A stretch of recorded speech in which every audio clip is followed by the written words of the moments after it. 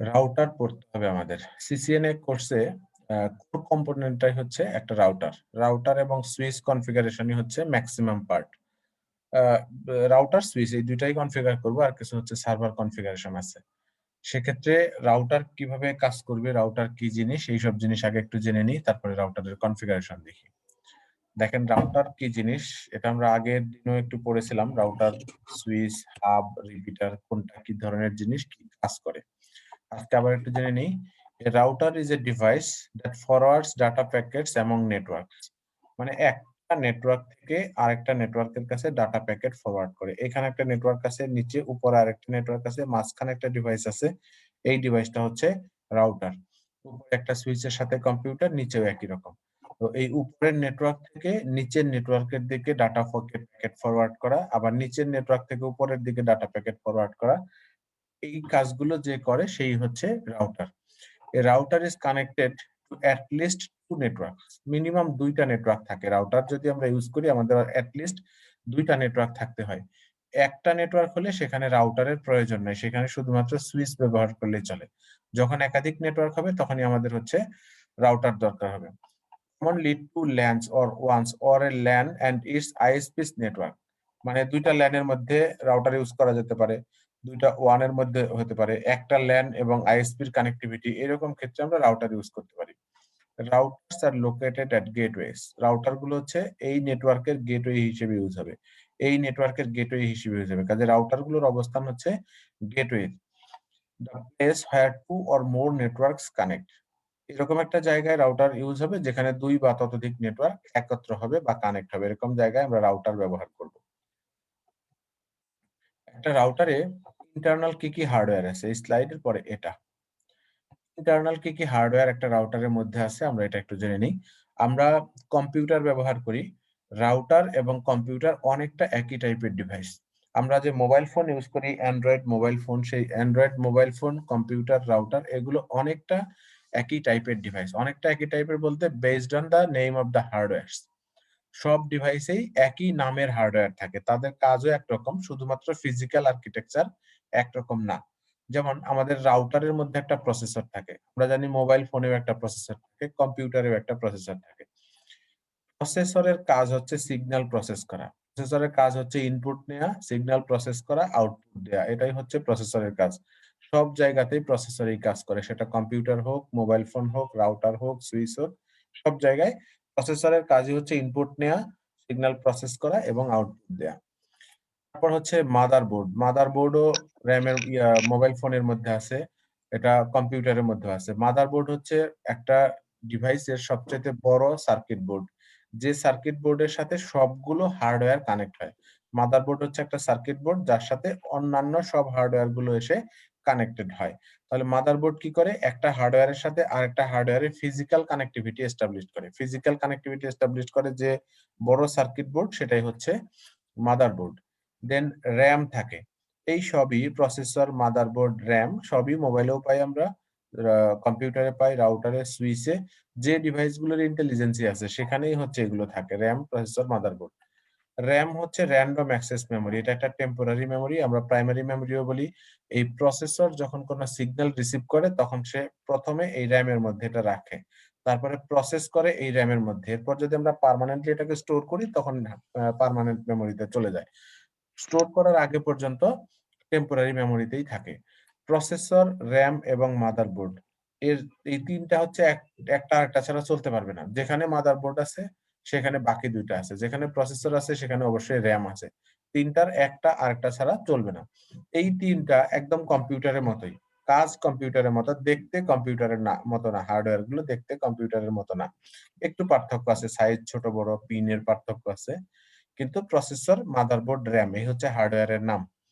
দেন আরো একটা হার্ডওয়্যার আছে NVRAM, non volatile random access memory. এটাকে বলা হয় নন ভোলাটাইল, মানে যেটা ভুলে যায় না, মুছে যায় না। যে মেমোরি, এটা একটা পার্মানেন্ট মেমোরি বা সেকেন্ডারি মেমোরি আমরা বলতে পারি। এই মেমোরিতে কোনো কিছু অটোমেটিক্যালি স্টোর হবে না। এই মেমোরিতে প্রসেসর কোনো কিছু রাখবে না। আমরা যখন রাউটার কনফিগার করব, কনফিগার করার শেষে কনফিগারেশন গুলো যখন সেভ করব, তখন র‍্যাম থেকে এর একটা কপি এই এনভিরাম এর মধ্যে চলে যাবে। এনভিরাম হচ্ছে একটা পার্মানেন্ট মেমোরি, সিমিলার টু কম্পিউটারের হার্ড ডিস্ক ড্রাইভ।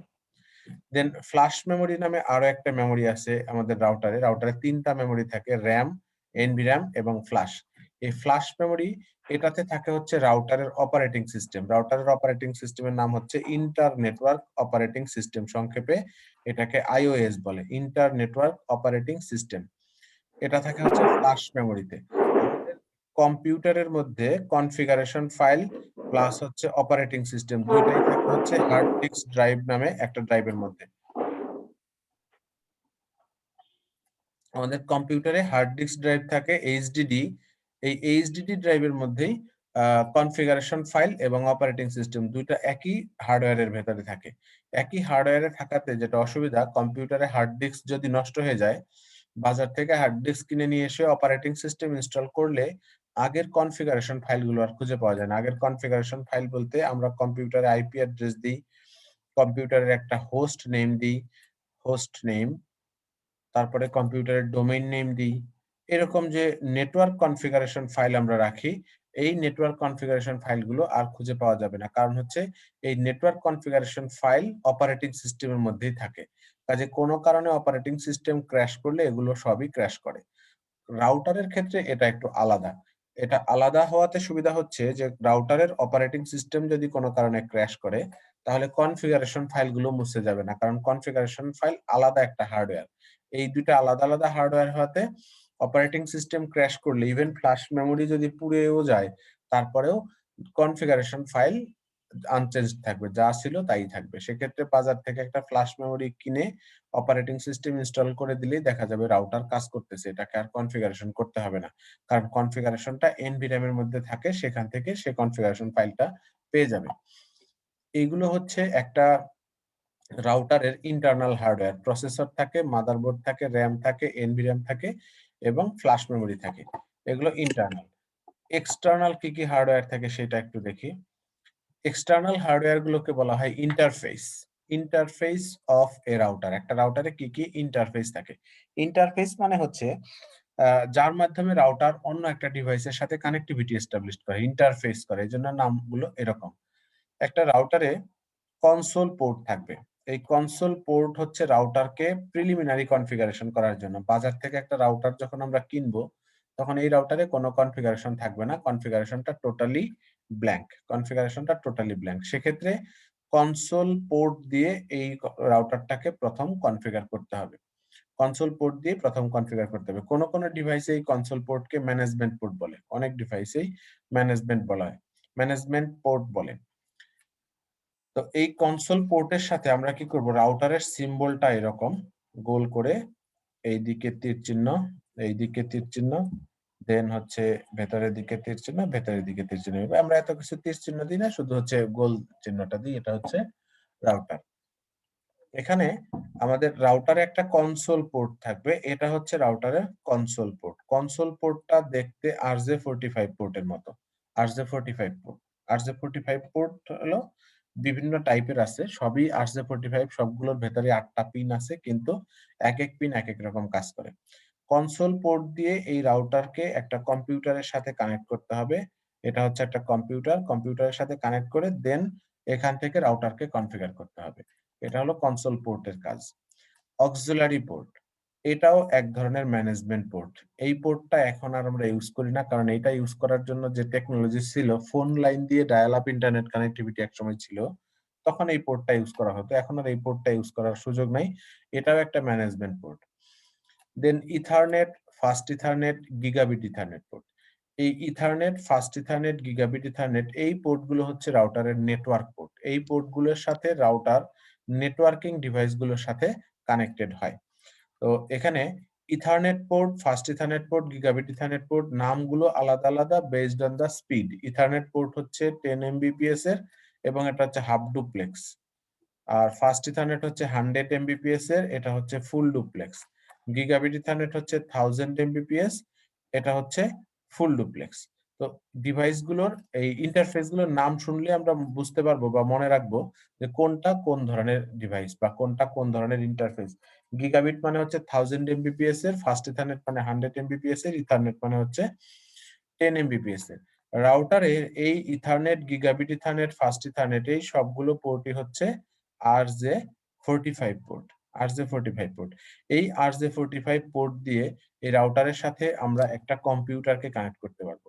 এই পোর্ট দিয়ে রাউটারের সাথে আমরা একটা সুইচ কানেক্ট করতে পারবো। এটা একটা সুইচ। রাউটারের সাথে একটা হাব কানেক্ট করতে পারবো। রাউটারের সাথে অন্য আরো একটা রাউটার কানেক্ট করতে পারবো তার একটা RJ45 পোর্টের সাথে। যেহেতু এইটা একটা নেটওয়ার্ক পোর্ট, অন্য যেকোনো ডিভাইস যার এরকম একটা নেটওয়ার্ক পোর্ট আছে তার সাথেই আমরা ওকে কানেক্ট করতে পারবো। দেন সিরিয়াল পোর্ট এবং স্মার্ট সিরিয়াল পোর্ট। এই পোর্টগুলো আমাদের রাউটারে থাকবে router to router, router to modem এই ধরনের কমিউনিকেশনের জন্য। এগুলো ইথারনেট পোর্ট না বাট নেটওয়ার্ক পোর্ট। এগুলো নেটওয়ার্ক পোর্ট। এই পোর্টগুলোতে আইপি অ্যাড্রেস দিতে হয়। এই পোর্টগুলোর ছবি আমি দেখাচ্ছি কেমন। এই পোর্টগুলো দিয়ে একটা রাউটারের সাথে অন্য আরেকটা রাউটার কানেক্ট হতে পারবে। যার হচ্ছে এরকম একটা সিরিয়াল পোর্ট বা স্মার্ট সিরিয়াল পোর্ট আছে। তার সাথে কানেক্ট হতে পারবে। অথবা রাউটারের সাথে ADSL মডেম কানেক্ট হতে পারবে। যেমন একটা সময় আমাদের দেশে ইন্টারনেট কানেক্টিভিটি ইউজ হতো ভিস্যাট এর মাধ্যমে। ভিস্যাট এর মাধ্যমে ইন্টারনেট কানেক্টিভিটি ইউজ হতো। তো এই ভিস্যাট কানেক্টিভিটি যখন ছিল তখন হচ্ছে এরকম একটা অ্যান্টেনার সাথে, এটা একটা অ্যান্টেনা, এই অ্যান্টেনার সাথে একটা মডেম কানেক্ট করা হতো। এই মডেম থেকে কম্পিউটার কানেক্ট হতো। এরকম একটা টেকনোলজি একসময় ছিল। সেক্ষেত্রে এই রাউটারের সাথে মডেম যেখানে কানেক্ট হয় এই কেবল পোর্টটা হচ্ছে সিরিয়াল পোর্ট দিয়ে ইউজ হতো। এটাতে স্পিড অনেক কম। এখন আর এই পোর্টটা ইউজ হয় না। কিন্তু সিসিএন এর সিলেবাসে আছে আমাদের এই পোর্টটা পড়তে হবে। এরপর হচ্ছে SFP, small form factor pluggable. এই পোর্টটা কি আমরা চিনি? এটা চেনার কথা। কেউ চেনেন এই পোর্টটা এসএফপি পোর্ট? জি স্যার, এটা চিনি। এটা হচ্ছে অপটিক্যাল পোর্ট আর কি। হুম? কি ধরনের? Optical port. Optical port. হ্যাঁ, এই পোর্টে আমরা অপটিক্যাল ফাইবার কানেক্ট করতে স্মল, পারি। হ্যাঁ হ্যাঁ, এটার নাম হচ্ছে স্মল ফর্ম ফ্যাক্টর হতে পারি। প্লাগেবল। প্লাগেবল নাম কেন? প্লাগেবল টার্মটা মানে কি জানা আছে? এটা এসএফপি খোলা যায় আর কি, মানে ডিভাইস এটার পাওয়ার ডিসটেন্স। অন রাখা অবস্থায় এটা খুলে ফেলা যায়। ডিভাইসের পাওয়ার হ্যাঁ, অন খুলে অবস্থায় ফেলা মানে যায়। এসএফপি পোর্ট খুলতে হলে অনেক ক্ষেত্রে রাউটারের পাওয়ার অফ এসএফপি, করার দরকার নাই। জি স্যার, অনেক ক্ষেত্রে এসএফপি ডিসটেন্সের উপর ডিপেন্ড করে দেখে আমরা এসএফপি খুলে হুম, ওই হুম। অনুযায়ী ডিসটেন্সের এসএফপি। বাইরে জি। থেকে অপটিক্যাল ফাইবার আসলে অপটিক্যাল ফাইবারকে আমরা সরাসরি রাউটারের সাথে কানেক্ট করে দিতে পারি যদি রাউটারে একটা এসএফপি পোর্ট থাকে। এসএফপি পোর্ট যদি না থাকে তাহলে এখানে আমরা একটা মিডিয়া কনভার্টার ইউজ করি। এমসি বলি সংক্ষেপে। এই মিডিয়া কনভার্টার ইউজ করে আমরা এটাকে ethernet port, fast Ethernet, gigabit Ethernet এই পোর্টগুলোতে কানেক্ট করতে পারি যদি এসএফপি পোর্ট না থাকে।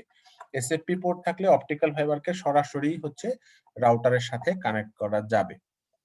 আরেকটা পোর্ট হচ্ছে ইউএসবি পোর্ট। এই ইউএসবি পোর্ট হচ্ছে রাউটারের সাথে পেন ড্রাইভ কানেক্ট করার জন্য, ইউএসবি মেমোরি কানেক্ট করার জন্য হচ্ছে ইউএসবি পোর্ট। এটা দিয়ে আমরা রাউটারের কনফিগারেশন ফাইল, রাউটারের অপারেটিং সিস্টেম এগুলো ব্যাকআপ নিয়ে নিতে পারবো।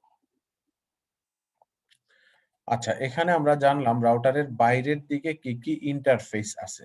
কোন ইন্টারফেস কি কাজে ইউজ হবে। আর আগের স্লাইডটাতে আমরা জেনেছি হচ্ছে রাউটারে কি, কি ইন্টারনাল হার্ডওয়্যার থাকে। ইন্টারনাল হার্ডওয়্যার মানে হচ্ছে এগুলো কেসিং এর ভেতরে থাকে। আর এগুলো হচ্ছে বাইরে থাকে, বাইরে থেকে আমরা দেখতে পাই।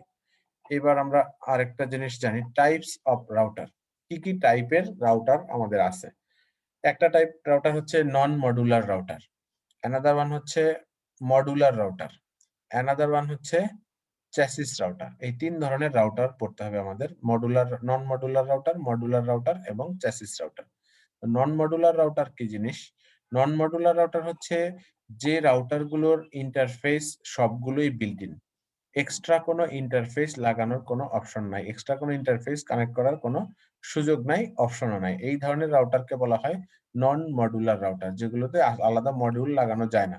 ছোট, ছোট অফিস, ছোট আইএসপি যাদের হচ্ছে ১-২ টা কানেক্টিভিটি থাকে তারাই এই ধরনের রাউটার ইউজ করে। এই ধরনের রাউটার যখন আমরা ইউজ করব তখন ভবিষ্যতে নেটওয়ার্ক এক্সটেনশন করতে হলে রাউটার চেঞ্জ করতে হবে। যেমন এই রাউটারে হয়তো ২ টা পোর্ট আছে। ২ টা পোর্ট, একটা আইএসপির দিকে যাবে, একটা LAN এর দিকে যাবে। তাহলে ভবিষ্যতে যদি আমি আরেকটা ব্রাঞ্চ অফিস করি এখান থেকে ওইটার কানেক্টিভিটি দিতে চাই তাহলে এটা পসিবল হবে না। তাহলে নন মডুলার রাউটার হচ্ছে এরকম একটা রাউটার যে রাউটারের সবগুলো ইন্টারফেসই বিল্ট ইন, এক্সট্রা কোনো ইন্টারফেস কানেক্ট করার কোনো সুযোগ নাই। আর মডুলার রাউটার হচ্ছে এই রাউটার গুলোতে কিছু ইন্টারফেস বিল্ট ইন থাকবে আর ভবিষ্যতে আমরা আমাদের প্রয়োজন মতো কার্ড এখানে ইনস্টল করে নিতে পারবো। উদ্দেশ্য কি? উদ্দেশ্য হচ্ছে নেটওয়ার্ক এক্সটেনশন করা। যেমন আমার এখন হয়তো চিন্তা ভাবনা আছে এরকম যে আমার আইএসপি থেকে একটা ইন্টারনেট কানেকশন নিলে আমার অফিস চলবে। তো এরকম আইএসপি থেকে আমরা ইন্টারনেট কানেকশন নিলাম আমাদের একটা রাউটারে। দেন এই রাউটার দিয়ে আমাদের LAN চলে। আমাদের অফিসের ইন্টারনেট চলে। এখনো ভবিষ্যতে আমার প্ল্যান আছে, সেটা হয়তো ২ বছরেরই না, আরো ২-৪ বছর পরে, এখন না। আমি কি করব? এখানে আরো একটা ব্রাঞ্চ অফিস করব। এখানে একটা ব্রাঞ্চ অফিস করব। এইদিকে আরো একটা ব্রাঞ্চ অফিস করব এবং এখান থেকেই কানেক্টিভিটিটা নিব। এখান থেকেই কানেক্টিভিটি নিব। তাহলে কি হবে? এই রাউটার এরকম একটা অপশন থাকতে হবে যাতে ভবিষ্যতে আমি এক্সটেনশন করতে পারি। তো রাউটার গুলোতে বিল্ট ইন ইন্টারফেস থাকার পাশাপাশি এরকম এক্সটেনশন করা যাবে ভবিষ্যতে এরকম অপশন যদি থাকে, তাহলে সেই রাউটার গুলোকে বলা হয় মডুলার রাউটার। এই মডুলার রাউটারের মডিউলের মধ্যে আমরা কি করতে পারি? এই মডিউলের মধ্যে আমরা বিভিন্ন ইন্টারফেস কানেক্ট করে নিতে পারি। আমাদের প্রয়োজন মতো বিভিন্ন ইন্টারফেস এখানে আমরা কানেক্ট করে নিতে পারি। কি, কি ইন্টারফেস কানেক্ট করা যেতে পারে? যেমন আমরা একটু আগে যে ইন্টারফেস গুলো দেখলাম রাউটারে, এগুলো সিরিয়াল ইন্টারফেস কানেক্ট করা যেতে পারে, ethernet, smart fast ethernet connect করা যেতে পারে, এসএফপি কানেক্ট করা যেতে পারে। এই ইন্টারফেস নেটওয়ার্ক পোর্ট এক্সটেনশন করার জন্য আমরা নেটওয়ার্ক পোর্ট কানেক্ট করে নিতে পারবো। যেমন এইখানে একটা ছবি আছে, এটা হচ্ছে একটা সিরিয়াল পোর্টের ছবি। এটা একটা সিরিয়াল পোর্টের ছবি। আমরা একটু আগে যে এখানে দেখতেছিলাম সিরিয়াল এবং স্মার্ট সিরিয়াল। এই সিরিয়াল আর স্মার্ট সিরিয়াল পোর্টের ছবি এখানে আছে। এটা হচ্ছে শুধু সিরিয়াল পোর্ট। স্মার্ট সিরিয়ালটা একটু আলাদা। সেটা কি ধরনের আমি দেখাচ্ছি স্মার্ট সিরিয়ালটা কিরকম। অ্যানাদার ওয়ান হচ্ছে চ্যাসিস রাউটার। চ্যাসিস রাউটার গাড়ির চ্যাসিস কেনা হয়। এই টার্মটার সাথে আমরা কেউ পরিচিত? অনেকেই গাড়ির চ্যাসিস কিনে নিয়ে আসে। মানে কি? মানে হচ্ছে গাড়ির ইঞ্জিনটা কিনে নিয়ে আসে, বডিটা নিজের মতো করে বানিয়ে নেয়। ইঞ্জিনটা কিনে নিয়ে আসে, বডি নিজের মতো করে বানায়। এরকম রাউটারের ক্ষেত্রেও চ্যাসিস একটা টার্ম আছে। চ্যাসিস রাউটার মানে হচ্ছে অনেক বড় একটা রাউটার। যে রাউটারে অনেকগুলো ইন্টারফেস থাকবে। কিন্তু এই ইন্টারফেস গুলো শুরুতেই থাকবে না। শুরুতে হয়তো এরকম যে আমি একটা মোবাইল টেলিফোন কোম্পানি দিতে চাই। এই গ্রামীণফোন, রবি, এয়ারটেল এদের মতো মোবাইল টেলিফোন কোম্পানি দিতে চাই। আমার টার্গেট হচ্ছে অল ওভার দ্যা কান্ট্রি আমি নেটওয়ার্ক প্রোভাইড করব। সারা বাংলাদেশের সব জায়গা থেকে যেন আমার মোবাইল ফোন ইউজ করতে পারে মানুষ, এই ধরনের নেটওয়ার্ক আমাকে ডেভেলপ করতে হবে। সেক্ষেত্রে দেখা যাবে যে আমার কয়েকশো রাউটার ইউজ করতে হবে। এখন এরকম একটা মোবাইল টেলিফোন কোম্পানি ওভারনাইট সারা বাংলাদেশের সব জায়গায় নেটওয়ার্ক ডেভেলপ করবে না। ডে বাই ডে ডেভেলপ করবে। হয়তো আগামী কয়েক বছরের প্ল্যান থাকবে। হয়তো আগামী ৫ বছরের প্ল্যান। আমরা প্রথম অবস্থায় হয়তো ১০ টা জেলা নিয়ে শুরু করলাম বা বড়, বড় ২-৩ টা জেলা নিয়ে শুরু করব। তারপরে আস্তে, আস্তে করে প্রতি বছরে ১০-২০ টা করে ডিস্ট্রিক্ট ইন্টিগ্রেট করব। ইন্টিগ্রেট করতে, করতে একটা সময় দেখা যাবে ৬৪ জেলা কানেক্ট হয়ে গেছে। সেক্ষেত্রে আমাদের নেটওয়ার্কটা ডেভেলপ করার প্ল্যান হচ্ছে পরবর্তী ৫ বছর ধরে। তখন আমরা এই ধরনের চ্যাসিস রাউটার ইউজ করি। চ্যাসিস রাউটার গুলো কিরকম থাকে আমরা যদি একটু দেখি, এটা ছোটখাটো একটা কম্পিউটার টেবিলের মতো। নিচে হুইল লাগানো থাকে। এরকম নিচে হুইল লাগানো থাকে। এগুলো ওজন অনেক বেশি হয় বলে এগুলো র‍্যাকে কানেক্ট করা যায় না। এগুলো ফ্লোরেই রাখতে হয়। ফ্লোর মাউন্ট রাউটার হয় মোস্ট অফ দ্যা কেস। এই রাউটার গুলোতে এখানে একটা ফাঁকা স্লট থাকে, কভার দিয়ে ঢাকা থাকে। এই পাশে একটা স্ক্রু লাগানো থাকে, এই পাশে একটা স্ক্রু লাগানো থাকে। এরকম ৪-৫ টা কভার এভাবে লাগানো থাকে। ৪-৫ টা মোটামুটি।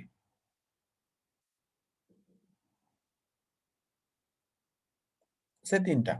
এখন এখানে আমরা কি করতে পারবো? এই একটা কভার খুলে দিয়ে এইখানে আমরা হয়তো এরকম ২০ টা RJ45 পোর্ট কানেক্ট করে দিতে পারবো। এদিকে ১০ টা, এই লাইনে ১০ টা। ২০ টা RJ45 পোর্ট কানেক্ট করে দিতে পারবো। তাহলে এই জায়গাতে ২০ টা RJ45 পোর্ট মানে আমি ২০ টা রাউটারকে এর সাথে কানেক্ট করতে পারবো। এরকম ৫ টা স্লট আছে। ৫ টা স্লটে আমি ১০০ টা রাউটার কানেক্ট করতে পারবো। কিন্তু এই ৫ টা স্লটে যে ১০০ টা পোর্ট, এই ১০০ টা পোর্ট আমার আগামীকালই দরকার নাই। আগামী বছরেও দরকার নাই। ১ বছর হয়তো আমার এই ২০ টা কানেক্টিভিটি করতেই চলে যাবে। তারপরের বছর হয়তো প্ল্যান করলাম অ্যানাদার ২০ টা কানেক্ট করব। তারপরের বছর অ্যানাদার ২০ টা কানেক্ট করব। এইভাবে প্রতি বছর এরকম একটা করে কার্ড কিনে নিয়ে এসে, সার্কিট বোর্ড কিনে নিয়ে এসে রাউটারকে ডেভেলপ করা হয়। এই ধরনের রাউটারকে বলা হয় চ্যাসিস রাউটার। চ্যাসিস রাউটারের সাথে একটা প্রসেসর থাকে, র‍্যাম থাকে, মাদারবোর্ড থাকে। আর ইন্টারফেস গুলো আলাদা, আলাদা কিনে কানেক্ট করতে হয়। এইখানে দেখেন এই রাউটারটাতে এই যে একটা কার্ড আছে দেখা যাচ্ছে, এই কার্ডটা এখানে দেখেন অনেকগুলো RJ45 পোর্ট একটা কার্ডের মধ্যে। একটা কার্ডের মধ্যেই এখানে ধরেন হচ্ছে ১৬ টা ৪৮ টা RJ45 পোর্ট আছে। তার মানে শুধু এই একটা কার্ডের সাথেই ৪৮ টা রাউটারকে কানেক্ট করা যাবে। এখানে আরো একটা কার্ড আছে, এখানে আরো ৪৮টা রাউটার কানেক্ট করা যাবে। তার মানে এই একটা দুইটা রাউটারের মধ্যে আমরা মোটামুটি হচ্ছে ৯০ টার উপরে রাউটার কানেক্ট করে দিতে পারবো এই দুইটা সার্কিটের মধ্যে। এরকম একটা রাউটারের সাথে অনেকগুলো রাউটার কানেক্ট করা পসিবল। এগুলো অনেক বড় রাউটার, হাই এন্ড রাউটার, বড়, বড় এন্টারপ্রাইজ নেটওয়ার্কে এগুলো ইউজ হয়। মোবাইল টেলিফোন কোম্পানিগুলো ইউজ করে, বড়, বড় আইএসপি গুলো ইউজ করে এবং ব্যাংক গুলো ইউজ করে যাদের all over the country network আছে। তারা এই ধরনের রাউটার ইউজ করে। এই ধরনের রাউটারকে বলা হয় হচ্ছে চ্যাসিস রাউটার।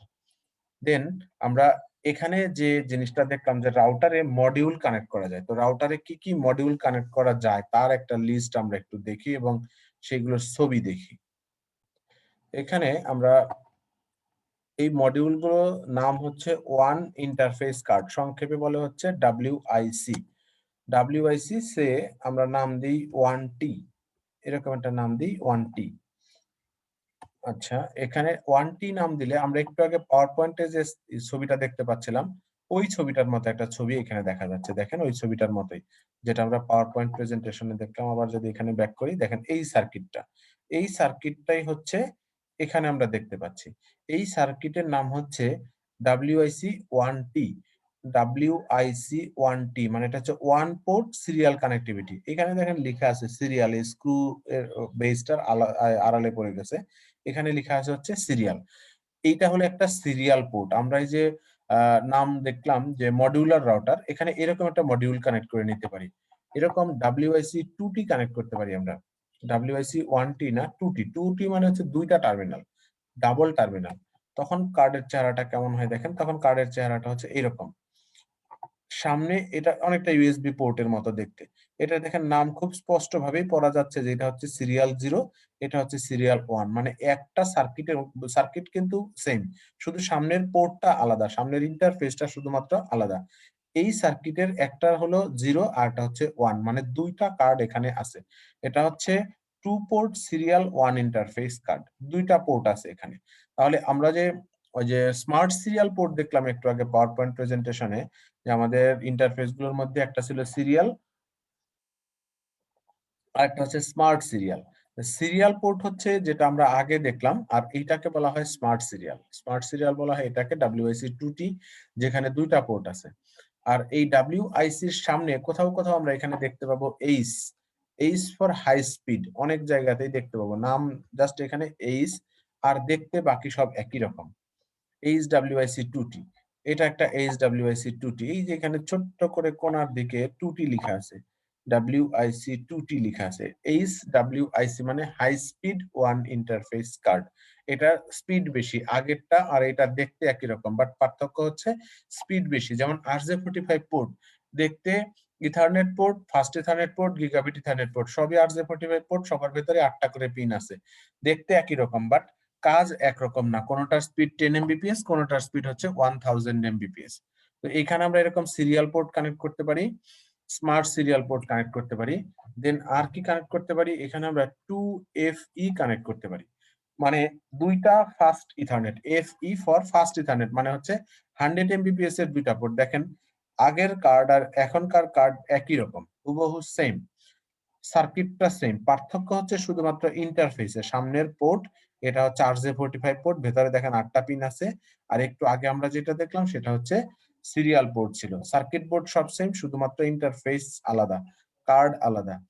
এবার এখানে আমরা আরো পাই এরকম WIC 4ESW। এই 4ESW হচ্ছে একটা 4 পোর্টের ইথারনেট সুইচ। ESW মানে ইথারনেট সুইচ। এটা দেখেন একটা 4 পোর্টের ইথারনেট সুইচ। এটা হলো মূলত একটা সুইচ। আর একটা রাউটারের সাথে আমরা একটা বিল্ট ইন সুইচ বানিয়ে নিতে পারবো এটা দিয়ে। রাউটারের ভেতরেই একটা সুইচ কাজ করবে। এই রাউটারটা রাউটার এবং সুইচ দুই ধরনের ডিভাইস হিসেবেই কাজ করবে। তো আমরা এখানে যে মডুলার রাউটার দেখলাম, নন মডুলার রাউটার দেখলাম, চ্যাসিস রাউটার দেখলাম। এই মডিউল গুলোতে মূলত আমরা বিভিন্ন ধরনের ইন্টারফেস কানেক্ট করতে পারি। এটা এসএফপি ইন্টারফেস হতে পারে। যেমন আমরা যদি একটু এসএফপি দেখি, এসএফপি যেমন হচ্ছে 1GE এসএফপি মানে 1 গিগাবিট ইথারনেট এসএফপি পোর্ট। এই পোর্টগুলো দেখতে অনেকটা RJ45 পোর্টের মতো, বাট RJ45 না। এই SFP পোর্টগুলোতে এরকম একটা মডিউল কানেক্ট করতে হয়। এরকম একটা মডিউল কানেক্ট করতে হয়, SFP মডিউল বলে। এই SFP মডিউল এই পোর্টে কানেক্ট করতে হয়। কানেক্ট করে দেন এইটার মধ্যে আমরা হচ্ছে অপটিক্যাল ফাইবার কানেক্ট করতে পারি। সরাসরি অপটিক্যাল ফাইবার এইটাই মূলত একটা মিডিয়া কনভার্টার হিসেবে কাজ করে। এই SFP মডিউল এটা একটা মিডিয়া কনভার্টার হিসেবে কাজ করে। এই পোর্টগুলোতে আমরা সরাসরি অপটিক্যাল ফাইবার কানেক্ট করতে পারবো। যেমন এইখানে আমরা একটা ফাইবার পোর্ট দেখতে পাচ্ছি, একটা ইথারনেট পোর্ট দেখতে পাচ্ছি। এখানে ফাইবার ঢুকবে, ইথারনেট বের হবে। এই ধরনের একটা কার্ড এটা। আচ্ছা, আমরা পাওয়ার পয়েন্টের দিকে আবার ব্যাক করি। আমাদের ইন্টারফেস গুলোর নাম জানা হলো, রাউটারে কি কি হার্ডওয়্যার থাকে সেগুলো জানা হলো, কি কি টাইপের রাউটার আছে এটা জানা হলো। এইবার আমরা একটা রাউটার কনফিগারেশন করব। এই স্লাইডটাতে অনেক কিছু পড়াশোনা আছে, স্লাইডে অনেকগুলো পেজ আছে। আমরা ডে বাই ডে এইগুলো পড়বো, একদিনে এটা পড়ে শেষ করা যাবে না, অনেক কিছু আছে এটার মধ্যে। তো আমরা ডে বাই ডে এগুলো পড়বো। আজকে আমরা বেসিক কিছু কনফিগারেশন করা শিখবো। একটা রাউটারকে বাজার থেকে কিনে নিলাম, একটা ব্ল্যাঙ্ক রাউটার, এটাকে কি কি ধরনের কনফিগারেশন করতে হয়, পরীক্ষাতে কি টাইপের কোশ্চেন আসে, এরকম একটা জিনিস দেখবো। এর জন্য আমরা একটা সফটওয়্যার ইউজ করব। এই সফটওয়্যারটার নাম হচ্ছে সিসকো প্যাকেট ট্রেসার। এই প্যাকেট ট্রেসারের সর্বশেষ আপডেটেড ভার্সনটা আমরা ইউজ করব। হেল্প অ্যাবাউট এ গেলে ভার্সনটা দেখা যাবে। এই ভার্সনটা 7.3.1। এই ভার্সনটা আমরা ইউজ করব 7.3.1। পরে এটা যাই থাক, 7.3.1। আপনিও অবশ্যই 7.3.1টা ডাউনলোড করে আপনার কম্পিউটারে ইনস্টল করে নেবেন। এর থেকে লোয়ার ভার্সন ইনস্টল করলে একটু প্রবলেম হবে। সেটা হচ্ছে আমি আপনাকে কোনো ফাইল পাঠালে বা গুগল ড্রাইভে আমি যে ফাইলগুলো রাখবো, এগুলো আপনি ওপেন করতে পারবেন না। লোয়ার ভার্সন দিয়ে আপার ভার্সনের কোনো ফাইল ওপেন হবে না। আর একটু লিঙ্কটা দেখাই দেবেন, আপলোডের ডাউনলোডের লিঙ্কটা কোথা থেকে কিভাবে করব? আচ্ছা, আমি লিংক দিয়ে দিব। ড্রাইভে আমি লিংক দিয়ে দিব। Thank you sir. ফাইলটা ডাউনলোড করার পরে জাস্ট নরমালি আপনি মাইক্রোসফট ওয়ার্ড যেভাবে ইনস্টল করেন ওইভাবেই সফটওয়্যারটা জাস্ট ডাবল ক্লিক করবেন, নেক্সট নেক্সট নেক্সট করে যাবেন। জাস্ট নেক্সট নেক্সট করে যান, কোনো অসুবিধা নেই, দেখবেন ইনস্টল হয়ে যাবে। তবে ইনস্টল করার সময় যদি নেক্সট করার সময় একটু দেখে পড়ে বুঝে নেক্সট করেন, তাহলে জিনিসটা আপনার মনে থাকবে। কি কাজ করলেন আপনি বুঝে বুঝে করলেন, দেখবেন জিনিসটা আপনার মনে থাকবে। এবার এই সফটওয়্যারটা অনেকটা মাইক্রোসফট ওয়ার্ডের মতোই। এখানেও মাইক্রোসফট ওয়ার্ডের মতো file, open, new, save as, save, তারপরে এডিট, অপশন, ভিউ, বিভিন্ন ধরনের অপশন এখানে আছে মাইক্রোসফট ওয়ার্ডের মতো। আর নিচের দিকে আছে হচ্ছে নেটওয়ার্কিং ডিভাইস। এই নিচের দিকে আছে হলো নেটওয়ার্কিং ডিভাইস। বিভিন্ন নেটওয়ার্কিং ডিভাইস এখানে আছে। অনেকগুলো মডেলের রাউটার, এগুলো হচ্ছে সব রাউটার, বিভিন্ন মডেলের রাউটার, মোটামুটি 12-13টা রাউটার এখানে আছে। এইটা সিলেক্ট করা আছে বাই ডিফল্ট, কাজে অনেকগুলো রাউটার আমরা দেখতে পাচ্ছি। এরপরেরটা হচ্ছে সুইচ। এটা যদি ক্লিক করি তাহলে অনেকগুলো মডেলের সুইচ দেখাবে। বাম দিকে কর্নারে এটা যদি ক্লিক করি তাহলে অনেকগুলো মডেলের হাব দেখাবে। এটা হচ্ছে ওয়্যারলেস ডিভাইস। এটা যদি ক্লিক করি তাহলে আমরা নেটওয়ার্কের যে ওয়্যারলেস ডিভাইস গুলো ইউজ করি সে কিছু ওয়্যারলেস ডিভাইস দেখাবে। রাউটার, অ্যাক্সেস পয়েন্ট, তারপরে হচ্ছে লাইট ওয়েট অ্যাক্সেস পয়েন্ট, তারপর WLC, এরকম বিভিন্ন নামের জিনিস আছে, এগুলো আমরা ডে বাই ডে জানবো। তারপর ফায়ারওয়াল আছে, ক্লাউড আছে। আর উপরের দিকে আছে হচ্ছে এখানে এন্ড ডিভাইস। এন্ড ডিভাইসের মধ্যে আছে computer, laptop, server, telephone, tab, এগুলো। আর দরকার হবে আমাদের এই কানেকশন গুলো, বিভিন্ন টাইপের কানেকশন। আমরা যখন ডিভাইসকে কানেক্ট করব, এর মধ্যে আছে অটোমেটিক্যালি চুজ কেবল টাইপ, তারপরে আছে কনসোল কেবল, তারপরে কপার স্ট্রেট থ্রু কেবল, কপার ক্রসওভার কেবল, তারপরে টেলিফোন কেবল, সিরিয়াল কেবল, অপটিক্যাল ফাইবার, সবই এখানে আছে। এটা হলো ফোন, এটা হচ্ছে কোএক্সিয়াল, এটা সিরিয়াল ডিসিই, এটা হচ্ছে ফাইবার, অপটিক্যাল ফাইবার হচ্ছে এটা। এটা দিয়েও আমরা ডিভাইসকে কানেক্ট করতে পারবো। আমাদের সব ধরনের কেবল ইউজ করা শিখতে হবে, সব ধরনের পোর্ট ইউজ করা শিখতে হবে। আমরা এখন কাজ করব হচ্ছে এখান থেকে আমরা একটা রাউটার নিব। এইখানে যে মডেলের রাউটার গুলো আছে এর মধ্যে একটা 1841 মডেলের রাউটার আর একটা 1941 মডেলের রাউটার নিব। এই দুইটা, একটা হচ্ছে 1841 আর একটা হচ্ছে 1941। এইটা একটু পুরনো রাউটার, এটা তার থেকে একটু আপডেটেড। এই রাউটার দুইটাই প্রচুর ইউজ হয়। এগুলো মোটামুটি দাম কম হওয়াতে অনেক অফিস এই রাউটার গুলো ব্যবহার করে। তো এই রাউটার গুলোতে আমরা একটু ক্লিক করি, সিঙ্গেল ক্লিক করলাম। সিঙ্গেল ক্লিক করলে এখানে আছে ফিজিক্যাল, কনফিগ, সিএলআই, অ্যাট্রিবিউট, এই কয়েকটা হেড আছে এখানে। এই জায়গাগুলোতে আমরা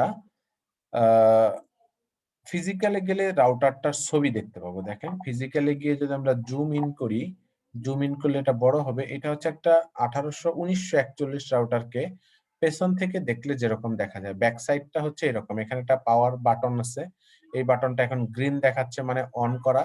এটাকে যদি আমরা ক্লিক করি তাহলে এটা অফ হয়ে যাবে। এখন এটা অফ হয়ে গেল, এটা আবার ক্লিক করলে অন হয়ে গেল। এটা হচ্ছে পাওয়ারের কেবল, পাওয়ার কেবল এখানে এসে কানেক্ট হয়েছে এটা। দেন এইখানে ডান দিকে দুইটা হলুদ মার্ক করা পোর্ট আছে। এই দুইটা হলুদ মার্ক করা পোর্ট হচ্ছে রাউটারের ইথারনেট পোর্ট। এই পোর্ট দুটো হচ্ছে গিগাবিট ইথারনেট পোর্ট, 1000 Mbps এর পোর্ট এই দুইটা।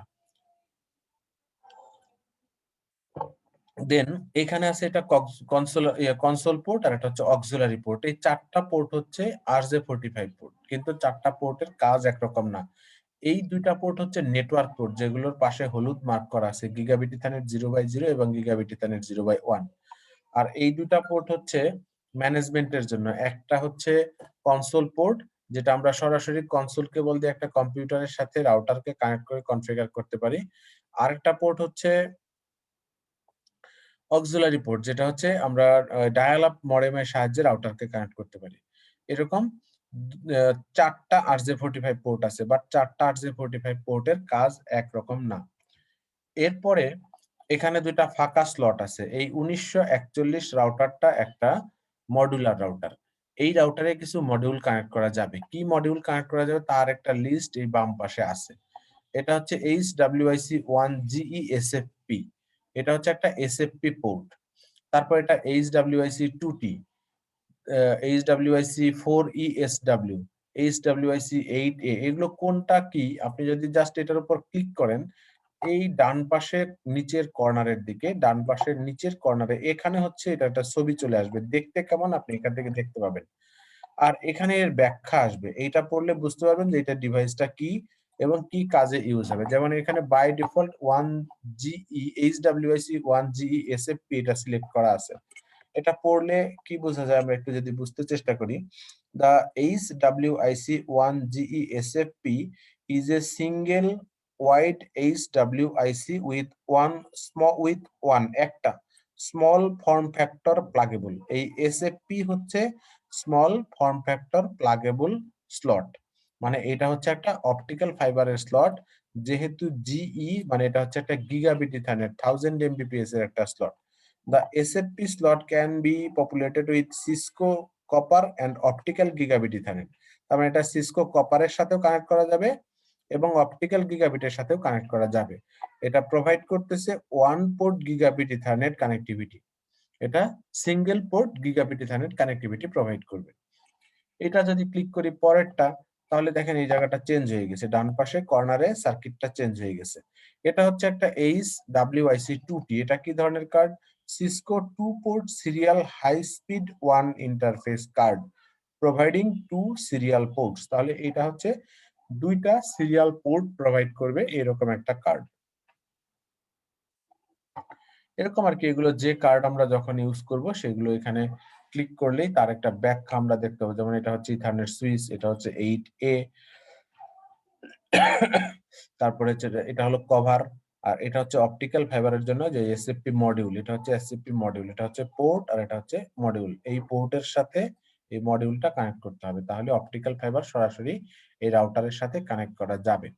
আমরা এগুলো আস্তে আস্তে শিখবো। এটাকে আমরা মিনিমাইজ করে দিই। 1841 রাউটারটা একটু দেখি। এর ফিজিক্যালকে ফুল স্ক্রিন করি এবং জুম ইন করি। জুম ইন করলে এটা হচ্ছে 1841 রাউটারের ব্যাক সাইড। এটা হচ্ছে পাওয়ার সুইচ, পাওয়ার কানেক্টিভিটি। এটা একটা ফাঁকা স্লট, এটা একটা ফাঁকা স্লট, এটা ইউএসবি পোর্ট। এইখানে থাকে ফ্ল্যাশ মেমোরি। আর এই দুইটা হচ্ছে ইথারনেট পোর্ট, নেটওয়ার্ক পোর্ট। এই দুইটা চারটা RJ45 পোর্ট আছে এখানে, ওই রাউটারের মতোই চারটা RJ45 পোর্ট আছে। এর মধ্যে এই দুইটা হচ্ছে নেটওয়ার্ক পোর্ট আর এই দুইটা হচ্ছে কনসোল এবং অক্সিলারি পোর্ট। এই পোর্টগুলো ম্যানেজমেন্টের জন্য।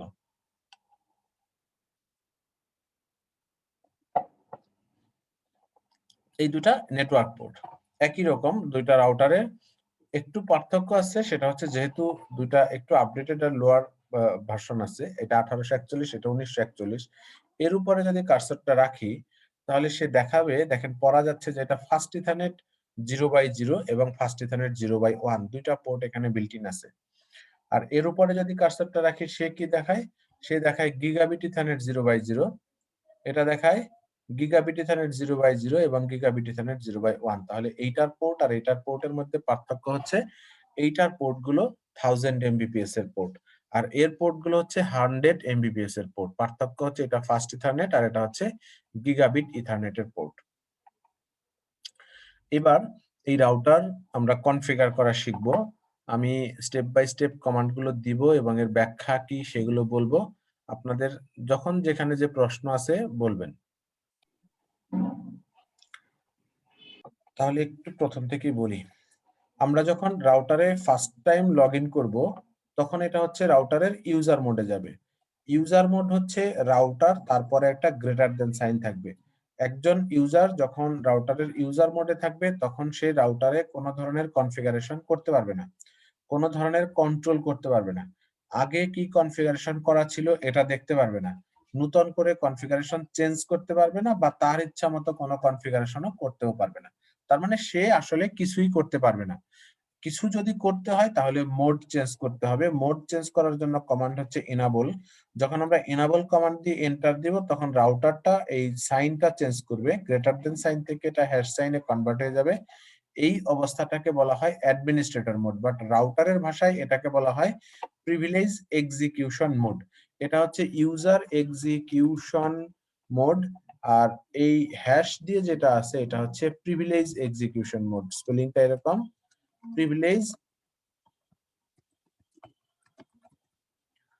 Privilege execution mode. কেউ কি লিনাক্সে কাজ করেন? এখানে কেউ আছেন লিনাক্সে কাজ করেন? টুকটাক কাজ জানলেও হবে, কাজ করতে হবে না, জাস্ট একটা প্রশ্ন করবো, সেটার অ্যান্সার জানেন কিনা।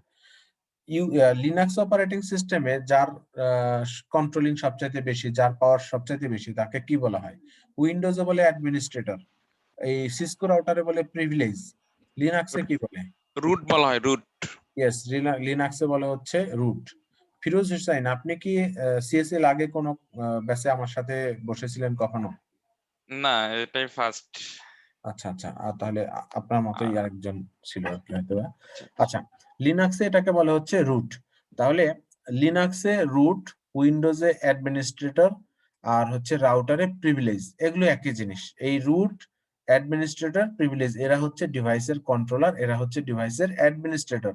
এক এক অপারেটিং সিস্টেমে এক এক নামে ডাকা হয়, কিন্তু তাদের কার্যপরিধি সেম। যার সর্বোচ্চ পাওয়ার সেই অ্যাডমিনিস্ট্রেটর, যার সর্বোচ্চ পাওয়ার সেই রুট। লিনাক্সেও আমরা কিছু ইউজার ক্রিয়েট করতে পারি, এই ইউজার গুলো ক্রিয়েট করে দেয় হচ্ছে রুট, এবং ওই রুটই এই ইউজারদেরকে আবার কন্ট্রোল করতে পারে, বাট ইউজাররা রুটকে কন্ট্রোল করতে পারে না। ঠিক এখানেও একই রকম, ইউজার মোডে থেকে আমরা কোনো ধরনের কন্ট্রোলিং পাবো না, প্রিভিলেজ মোডে গেলে আমরা কন্ট্রোলিং পাবো। আমরা রাউটারের কনফিগারেশন কি আছে এগুলো দেখতে পারবো, চেঞ্জ করতে পারবো, এই ধরনের সবকিছু পাওয়ার আমাদের থাকবে যখন আমরা প্রিভিলেজ মোডে যাব। এখন প্রিভিলেজ মোডে গিয়ে আমরা কিছু কমান্ড ইউজ করব। দেখেন এখানে কপি, এখানে আমরা একটা কমান্ড ইউজ করব, শো। শো মানে হচ্ছে দেখাও, রাউটারকে বলবো দেখাও। এখন শুধু শো বললেই হবে না, শো বললে রাউটার কনফিউজ হয়ে যাবে যে আমি কি দেখতে চাই, এটা তো রাউটার বুঝবে না। এই জন্য আমাকে বলতে হবে যে আমি কি দেখতে চাই সেটা বলতে হবে। সেটা বলার জন্য কমান্ড হচ্ছে RUNNING হাইফেন হচ্ছে CONFIG, শো রানিং কনফিগ। এই শো রানিং কনফিগ বলা মানে হচ্ছে আমি রাউটারকে বলছি যে র্যামের কন্টেন্ট গুলো দেখাও। রাউটারের মধ্যে তিনটা মেমোরি আছে, একটা হচ্ছে র্যাম, একটা এনভিরাম, আর একটা হচ্ছে ফ্ল্যাশ। যখন আমরা রাউটারের র্যামের কন্টেন্ট গুলো দেখতে চাই তখন আমরা কমান্ড দিব শো রানিং কনফিগ। এই শো রানিং কনফিগ এটা কি করে? Shows content from RAM, RAM থেকে কন্টেন্ট গুলো দেখাবে হচ্ছে শো রানিং কনফিগ। একই রকম ভাবে আরো একটা শো কমান্ড দিব আমরা, শো STARTUP হাইফেন কনফিগ। এই শো স্টার্টআপ কনফিগ এটা কি করবে? shows content from NVRAM। এখন RAM আর NVRAM দুইটার মধ্যে পার্থক্য কি? RAM হচ্ছে র্যান্ডম অ্যাক্সেস মেমোরি, এটা প্রাইমারি মেমোরি, এটা টেম্পোরারি মেমোরি। আর NVRAM হবে, এখানটা A হবে। NVRAM নন ভোলাটাইল র্যান্ডম অ্যাক্সেস মেমোরি, এটা হচ্ছে সেকেন্ডারি মেমোরি, এটা পার্মানেন্ট মেমোরি। এই মেমোরিতে কম্পিউটার বা রাউটার অটোমেটিক্যালি কিছু রাখবে না। নেটওয়ার্ক অ্যাডমিনিস্ট্রেটর যখন রাউটারের কনফিগারেশনটাকে সেভ করবে, তখন র্যাম থেকে এর একটা কপি এই NVRAM এ চলে যাবে, পার্মানেন্ট মেমোরিতে চলে যাবে, এটা আর অটোমেটিক্যালি মুছে যাবে না। এবার show flash, show flash, flash memory দেখতে চাই, মানে রাউটারের অপারেটিং সিস্টেম যেখানে আছে সেই মেমোরিটা আমরা দেখতে চাই। শোস কন্টেন্ট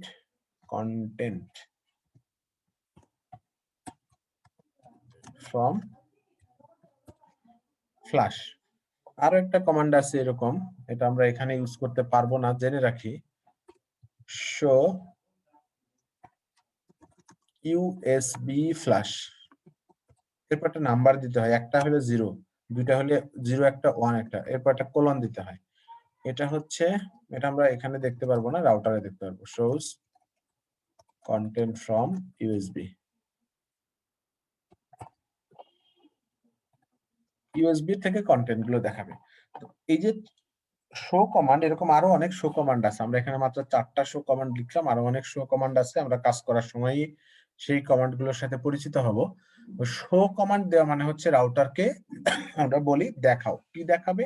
সে তার বিভিন্ন মেমোরির কন্টেন্ট গুলো দেখাবে। কোন মেমোরির কন্টেন্ট দেখতে হলে কি কমান্ড দিতে হবে সেগুলো আমাদের প্র্যাকটিস করে করে মনে রাখতে হবে। র্যাম এর কন্টেন্ট যদি দেখতে চাই রানিং কনফিগ, NVRAM এর কন্টেন্ট দেখতে চাইলে স্টার্টআপ কনফিগ, আর ফ্ল্যাশ মেমোরির কন্টেন্ট দেখতে চাইলে শো ফ্ল্যাশ। আমরা এরকম রাউটারে চলে যাই, এবার রাউটারের কনসোলে, এটা হচ্ছে আমাদের রাউটারের কনসোল, CLI এখানে একটু বড় করে ফেলি, করে এখানে একটা কমান্ড দিই, শো RUNNING হাইফেন হচ্ছে config, show running config.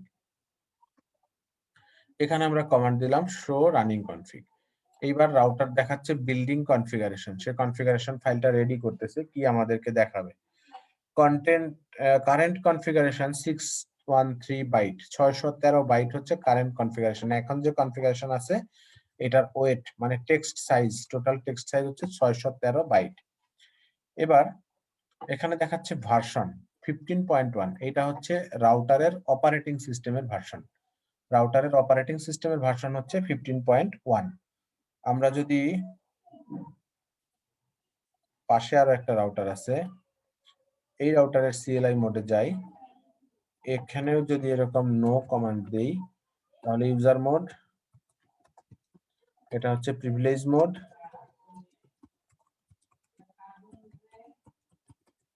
Show running config, এটার অপারেটিং সিস্টেমের ভার্সন হচ্ছে 12.4, এর অপারেটিং সিস্টেমের ভার্সন হচ্ছে 15.1। তার মানে এই রাউটারের অপারেটিং সিস্টেমটা একটু আপডেটেড, এটা হলো 15.1 আর ওরটা হচ্ছে 12.4, এটা একটু ব্যাকডেটেড, একটু পুরনো অপারেটিং সিস্টেম। তাহলে এই প্রথম লাইনে আমরা দেখতে পাচ্ছি হলো রাউটারের অপারেটিং সিস্টেমের version. Then no service time stamps log date time millisecond, MSEC millisecond, এটা মানে এটা হচ্ছে কিছু লগ থাকে রাউটারে, সেই লগ গুলো দেখার যে সার্ভিস, এই সার্ভিসটা ডিসেবল করা আছে। এইখানে আরো একটা সার্ভিস ডিবাগ করার জন্য, ডিবাগ করার সার্ভিস ডিসেবল করা আছে। সার্ভিস পাসওয়ার্ড এনক্রিপশন, রাউটারের ভেতরে পাসওয়ার্ড এনক্রিপশন করার একটা সার্ভিস আছে, সেই সার্ভিসটা ডিসেবল করা আছে। সিসকো রাউটারে যখন কোনো একটা লাইনের সামনে আমরা নো লেখা দেখি, তার মানে হচ্ছে এই রাউটার, এই লাইনটা ডিসেবল করা আছে, এই লাইনটা এক্সিকিউট হবে না। যেমন আমরা যখন লিনাক্সে কাজ করি, লিনাক্সে কাজ করলে কোনো একটা ফাইলে যখন কাজ করি, তখন অনেক ফাইলে লাইনের সামনে লেখা থাকে এরকম হ্যাশ, লাইনের সামনে হ্যাশ, এই হ্যাশ লেখা থাকা মানে হচ্ছে রাউটার এই অংশ, এই লাইনটা পড়বে না। তারপর আমরা যখন কোনো প্রোগ্রামিং ল্যাঙ্গুয়েজে কাজ করি, তখন আমরা এরকম স্ল্যাশ এর পরে স্টার মার্কস দিই, তারপরে কিছু লিখি, এরকম অনেক কিছু লিখি, আবার হচ্ছে স্টার মার্কস এর পরে স্ল্যাশ দিয়ে এটাকে শেষ করি। তার মানে হচ্ছে এর ভেতরের কোনো কিছু কম্পিউটার রিড করে না, এটা ডিসেবল করা, এটা ডিসেবল করা। এরকম আমাদের রাউটারে যদি আমরা কোনো কিছু ডিসেবল করতে চাই, তাহলে সেটা ডিসেবল করার প্রসিডিউর হচ্ছে লাইনের সামনে নো লিখে দেয়া, no service, no service, no service. এই সার্ভিসগুলো রাউটারে আছে, বাট বাই ডিফল্ট ডিসেবল করা আছে। যদি আমরা এই সার্ভিসগুলো ইউজ করতে চাই তাহলে এটাকে এই নো তুলে দিয়ে কমান্ডটা অন করে নিতে হবে। এরপর host name router, by default একটা রাউটারের হোস্ট নেম রাউটার থাকে। এরপরে দেখেন আরো দুইটা সার্ভিস আছে, একটা আইপি ভার্সন 4 এর, একটা আইপি ভার্সন 6 এর, এগুলো ডিসেবল করা আছে। এরকম অনেক কিছুই থাকবে যেগুলো ডিসেবল করা। তারপরে লাইসেন্স, এটা হচ্ছে রাউটারের অপারেটিং সিস্টেমের লাইসেন্স, লাইসেন্সের সিরিয়াল নাম্বার হচ্ছে এটা, এটা হলো serial number. Then spanning tree protocol, spanning tree mode PVST. নেটওয়ার্কে অনেক সময় লুপ হয়, লুপ প্রিভেন্ট করার জন্য একটা বিল্ট ইন টেকনোলজি আমাদের ডিভাইসগুলোতে থাকে, বিল্ট ইন প্রোটোকল দেয়া থাকে, সেই প্রোটোকলটার নাম হচ্ছে স্প্যানিং ট্রি প্রোটোকল।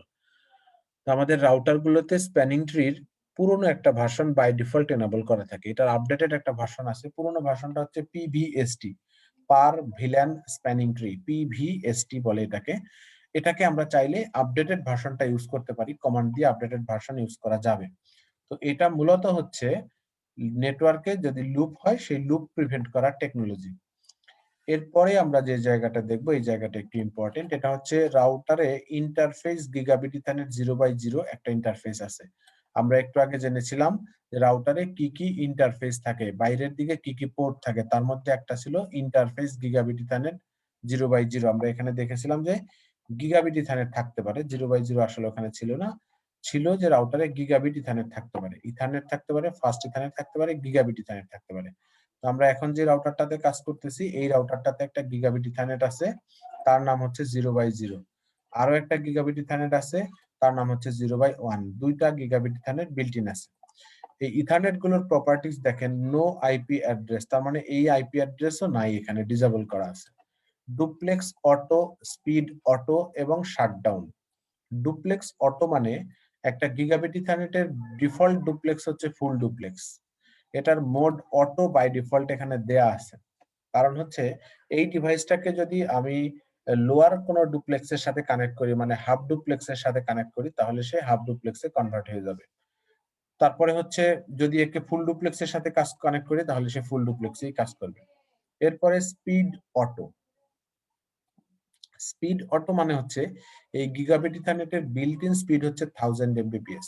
যদি আমরা একে এর থেকে লোয়ার কোন স্পিডের ডিভাইসের সাথে কানেক্ট করি, নেটওয়ার্কিং ডিভাইসের সাথে যার স্পিড 100 Mbps বা 10 Mbps, তখন এই পোর্টের স্পিড অটোমেটিক্যালি লোয়ার গ্রেডের হয়ে যাবে। অটোমেটিক্যালি কি করবে, সে লোয়ার স্পিডের সাথে কমিউনিকেট করবে। এবং ওই যেমন আমরা যদি এটাকে, এটা একটা গিগাবিট ইথারনেট পোর্ট, এটা রাউটার, এই পোর্টটা হচ্ছে গিগাবিট ইথারনেট। এখন একে আমরা কি করলাম, একটা সুইচের সাথে কানেক্ট করলাম, নেটওয়ার্ক সুইচের সাথে কানেক্ট করলাম। সুইচের এই পোর্টটা হচ্ছে ফাস্ট ইথারনেট। তাহলে এইটা যদি 1000 Mbps এ ডাটা ট্রান্সফার করে, সুইচ তো এই লোড নিতে পারবে না, কারণ সুইচ হচ্ছে ফাস্ট ইথারনেটের। তখন কি হবে, এই গিগাবিট ইথারনেটটা অটোমেটিক্যালি লোয়ার গ্রেডে কনভার্ট হয়ে ফাস্ট ইথারনেটে কনভার্ট হয়ে যাবে এবং 100 Mbps এ ডাটা ট্রান্সফার হবে, এদিকেও যাবে এইদিকেও যাবে। তো এটার মোড অটো দিয়ে রাখার উদ্দেশ্য হচ্ছে এটা, যে ডিভাইসটাকে যদি কোনো লোয়ার স্পিডের ডিভাইসের সাথে কানেক্ট করা হয় তাহলে সে যেন মোড চেঞ্জ করে নিতে পারে। মোস্ট ইম্পর্টেন্ট থিং হচ্ছে রাউটারের ইন্টারফেস গুলো বাই ডিফল্ট শাটডাউন মোডে থাকে। শাটডাউন মোডে থাকা মানে হচ্ছে ইন্টারফেস গুলো বাই ডিফল্ট অফ করা থাকে। এই ইন্টারফেসটা যদি আমরা ইউজ করতে চাই তাহলে একে অন করতে হবে। রাউটারের কোনো একটা ইন্টারফেস ইউজ করতে হলে বাই ডিফল্ট ইন্টারফেসটা শাটডাউন মোডে থাকবে। এটাকে যদি আমরা ইউজ করতে চাই তাহলে ইন্টারফেসটাকে অন করে তারপরে ইউজ করতে হবে। এবার গিগাবিট ইথারনেট 0x1 দুইটা একই জিনিস। আরো একটা ইন্টারফেস আছে, ইন্টারফেস ভিলান 1। এই ভিলান 1 ইন্টারফেস, এটাতেও কোনো আইপি অ্যাড্রেস দেয়া নাই, এটাও শাটডাউন মোডে আছে। এই ইন্টারফেস গুলো রাউটারের সব ইন্টারফেসই বাই ডিফল্ট হচ্ছে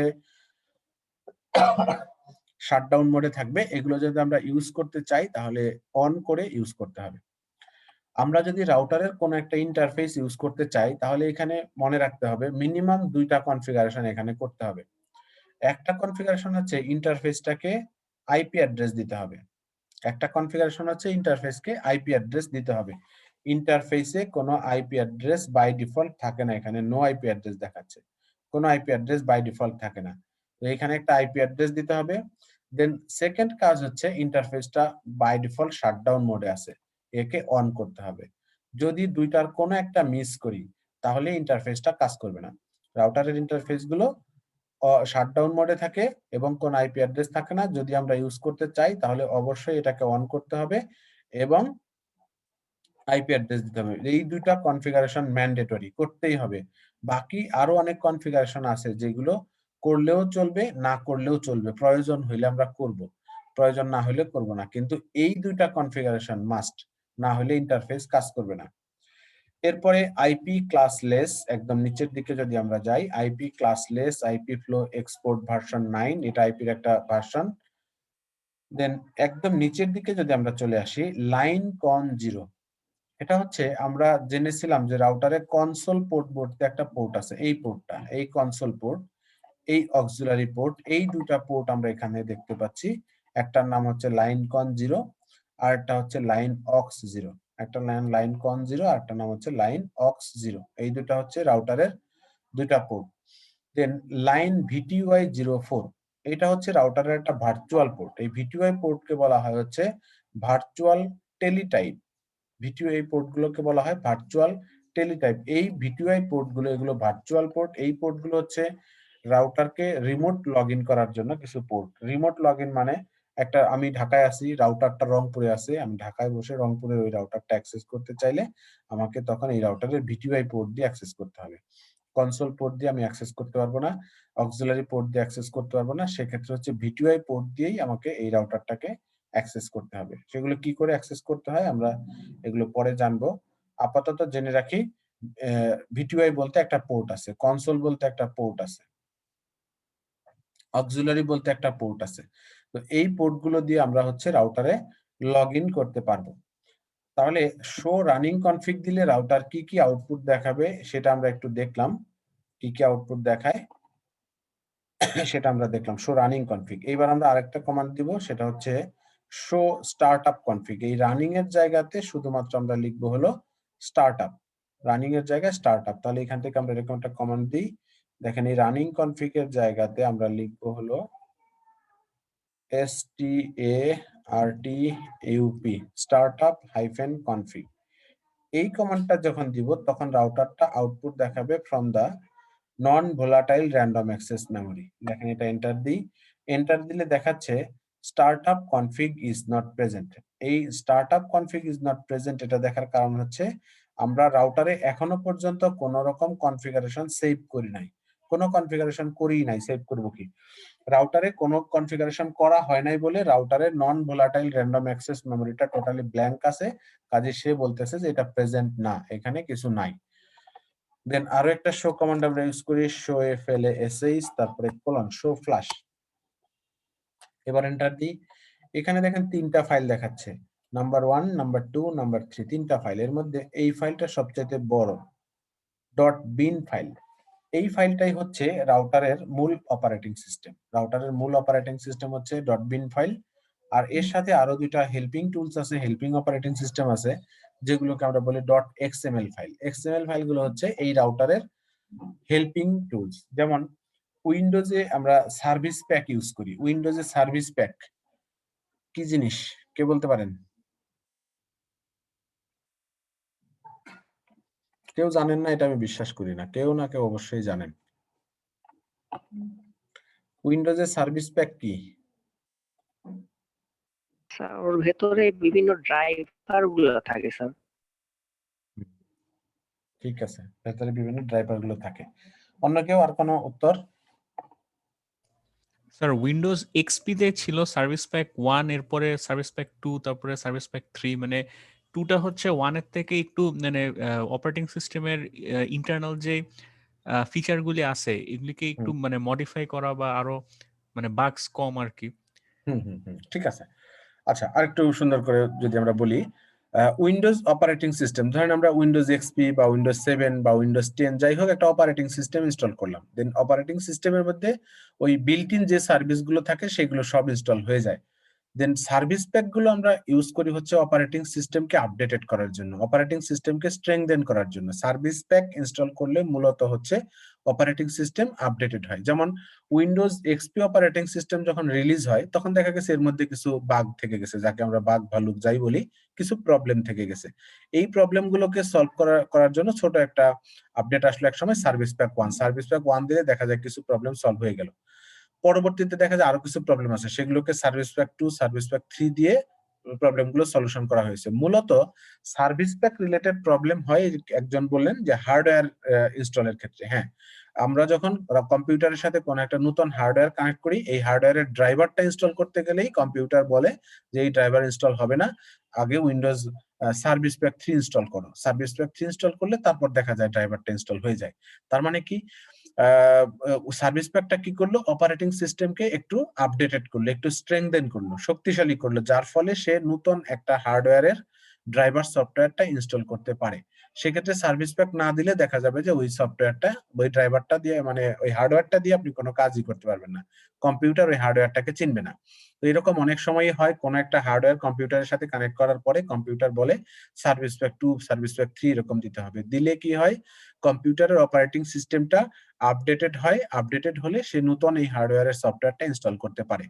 যেমন আমরা অনেক সময়ই কোনো সফটওয়্যার ইনস্টল করতে গেলে বলে .NET ফ্রেমওয়ার্ক ইনস্টল করতে হবে। পেয়েছেন কেউ এটা? .NET ফ্রেমওয়ার্ক ইনস্টল করতে বলে। অনেক সময়ই সফটওয়্যার ইনস্টল করতে গেলে বলে .NET ফ্রেমওয়ার্ক দিতে হবে। মানে কি, মানে ওই সফটওয়্যারটা ইনস্টল করার জন্য অপারেটিং সিস্টেমটা যতটুকু আপডেটেড হওয়া উচিত, অপারেটিং সিস্টেম ততটুকু আপডেটেড না।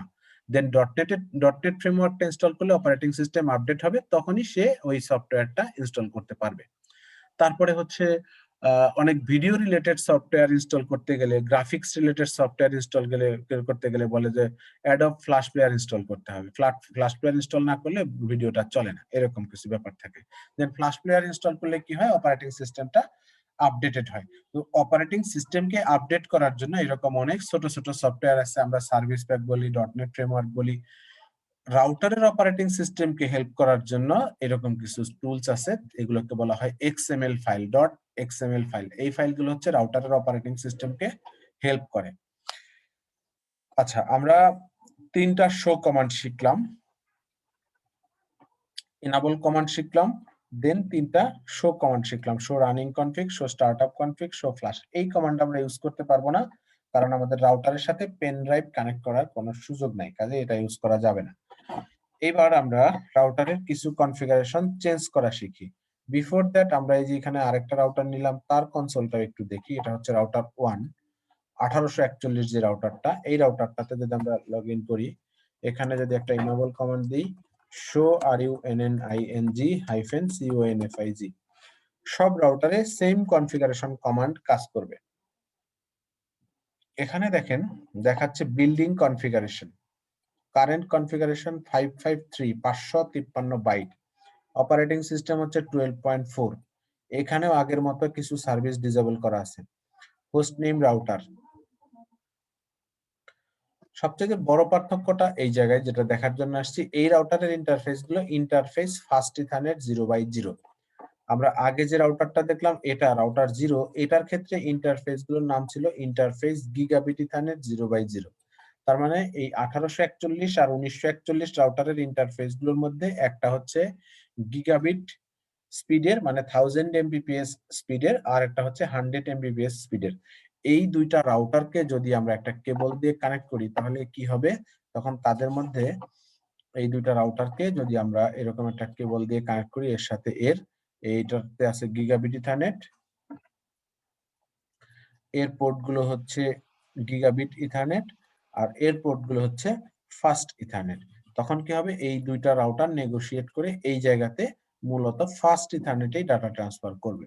এইদিকেও ফাস্ট ইথারনেটে যাবে, এইদিকেও ফাস্ট ইথারনেটে যাবে। এটা গিগা পোর্টে কাজ করবে না, গিগা স্পিডে কাজ করবে না, কারণ হচ্ছে এর মোড দেয়া আছে অটো। আমরা একটু আগে দেখেছি যে এর মোড অটো দেয়া আছে। আমরা যদি আরেকবার দেখি, ইন্টারফেসের mode speed auto, duplex auto. আমরা যদি এইটাতে দেখি, এটাতেও দেয়া আছে স্পিড অটো, ডুপ্লেক্স অটো। কাজে এটা অটোমেটিক্যালি লোয়ার স্পিডে কনভার্ট হয়ে যাবে, তবে আপার স্পিডে কনভার্ট হওয়ার কোনো পসিবিলিটি নাই। যেমন এটা ফাস্ট ইথারনেট, একে যদি আমি গিগাবিটের সাথে কানেক্ট করি তাহলে সে 1000 এ কাজ করবে, এই ক্যাপাসিটি নাই, এটা কখনো হবে না। স্মুথ মোড কি আমরা চেঞ্জ করতে পারবো? কোনটা? স্পিড মোড অটো যেটা দেওয়া আছে স্পিড হ্যাঁ হ্যাঁ হ্যাঁ, এগুলো এইটা আমরা চেঞ্জ করতে পারবো, কমান্ড দিয়ে চেঞ্জ আমরা করা ফিক্সড যাবে, করেও দিতে পারি। ফিক্সড করে দিতে পারি। হ্যাঁ, আচ্ছা অটো মোডে না রেখে আমরা ফিক্সড করে দিতে পারি। আচ্ছা, এখন আমরা এই রাউটারে কিছু কনফিগারেশন করা শিখব। আমরা এখন যে মোডে আছি এই মোডের নাম হচ্ছে privilege mode, privilege execution mode. এটা হচ্ছে এরকম রাউটার, তারপরে হ্যাশ সাইন যখন থাকবে তখন এটাকে বলা হবে প্রিভিলেজ এক্সিকিউশন মোড। এবার আমরা এই রাউটারে কিছু কনফিগারেশন করতে চাই। রাউটারে যদি আমরা কোনো কিছু কনফিগার করতে চাই তাহলে প্রসিডিউর হচ্ছে প্রথমে একবার মোড চেঞ্জ করতে হবে। মোড চেঞ্জ করার জন্য কমান্ড হচ্ছে কনফিগার টার্মিনাল। মানে আমরা প্রথমে ছিলাম ইউজার মোডে, এই মোডে আসার আগে ছিলাম ইউজার মোডে, তারপরে এই মোডে আসছি প্রিভিলেজ মোডে। প্রিভিলেজ মোড থেকে আমরা কমান্ড দিলাম কনফিগার টার্মিনাল। এই কমান্ড দিলে একটা মেসেজ আসছে এন্টার কনফিগারেশন কমান্ডস, মানে এখন কনফিগারেশন কমান্ড দেয়া যাবে ওয়ান পার লাইন, এক লাইনে একটার বেশি কমান্ড দেয়া যাবে না।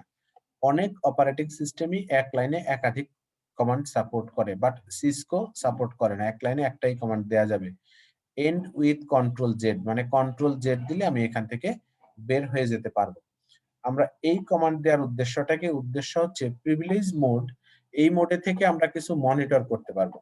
প্রিভিলেজ মোডে থেকে আমরা মনিটর করতে পারবো, কোনো কিছু কনফিগার করতে পারবো না, কোনো কিছু চেঞ্জ করতে পারবো না। কনফিগার করতে হলে আমাদেরকে মোড চেঞ্জ করে এরকম কনফিগার টার্মিনাল কমান্ড দিয়ে মোড চেঞ্জ করতে হবে।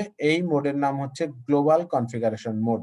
যখন রাউটার তারপরে ফার্স্ট ব্র্যাকেটের ভেতরে কনফিগ দেন হ্যাশ এরকম থাকবে, মানে এটা হচ্ছে প্রিভিলেজ মোড থেকেও একটু অ্যাডভান্স লেভেলের, একটু সামনের লেভেলের একটা মোড। এটাকে বলা হয় হচ্ছে গ্লোবাল কনফিগারেশন মোড। এই গ্লোবাল কনফিগারেশন মোডে গিয়ে আমরা বিভিন্ন কনফিগারেশন কমান্ড চালাতে পারবো। আমরা প্রথমেই এই রাউটারের হোস্ট নেমটা চেঞ্জ করে দিব।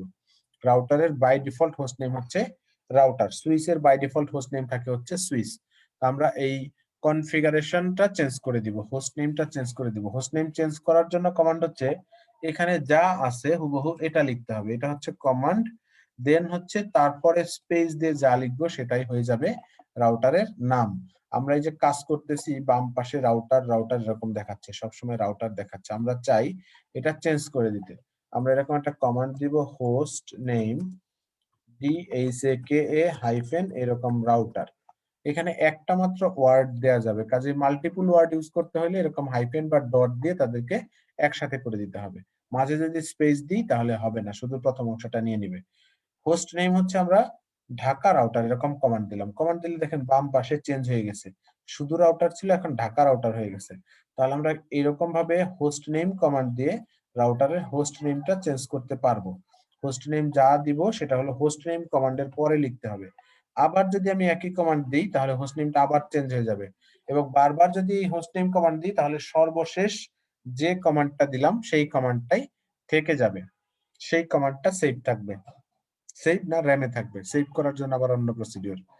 আমরা রাউটারে গ্লোবাল কনফিগারেশন মোডে গিয়ে হোস্ট নেমটা চেঞ্জ করলাম।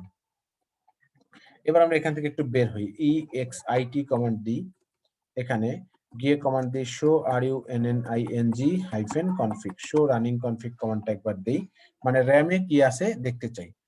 এন্টার দিই, এন্টার দিলে দেখেন এখানে যে হোস্ট নেমটা চেঞ্জ হয়ে গেছে, ঢাকা রাউটার দেখাচ্ছে। বাট একটু আগেই হোস্ট নেম স্ক্রল করে যদি আমরা উপরে যাই এখানে দেখাচ্ছে হোস্ট নেম রাউটার। আমরা এটা চেঞ্জ করে ফেললাম, চেঞ্জ করে ফেলাতে এখন দেখাচ্ছে ঢাকা রাউটার, যা বলে দিব সেটাই দেখাবে। এবার স্পেস দিয়ে নিচে চলে যাচ্ছি, নিচে গিয়ে আমরা প্রিভিলেজ মোডে আছি। এবার আমরা এই রাউটারকে সিকিউর করার জন্য কিছু পাসওয়ার্ড সেট করব। আমাদের এই রাউটারে কয়েকটা লেভেলে পাসওয়ার্ড সেট করা যায়। একটা পাসওয়ার্ড হচ্ছে আমরা প্রথমে এই রাউটারের ইউজার মোডে আসছিলাম, আমরা প্রথমে এই রাউটারের ইউজার মোডে আসছিলাম,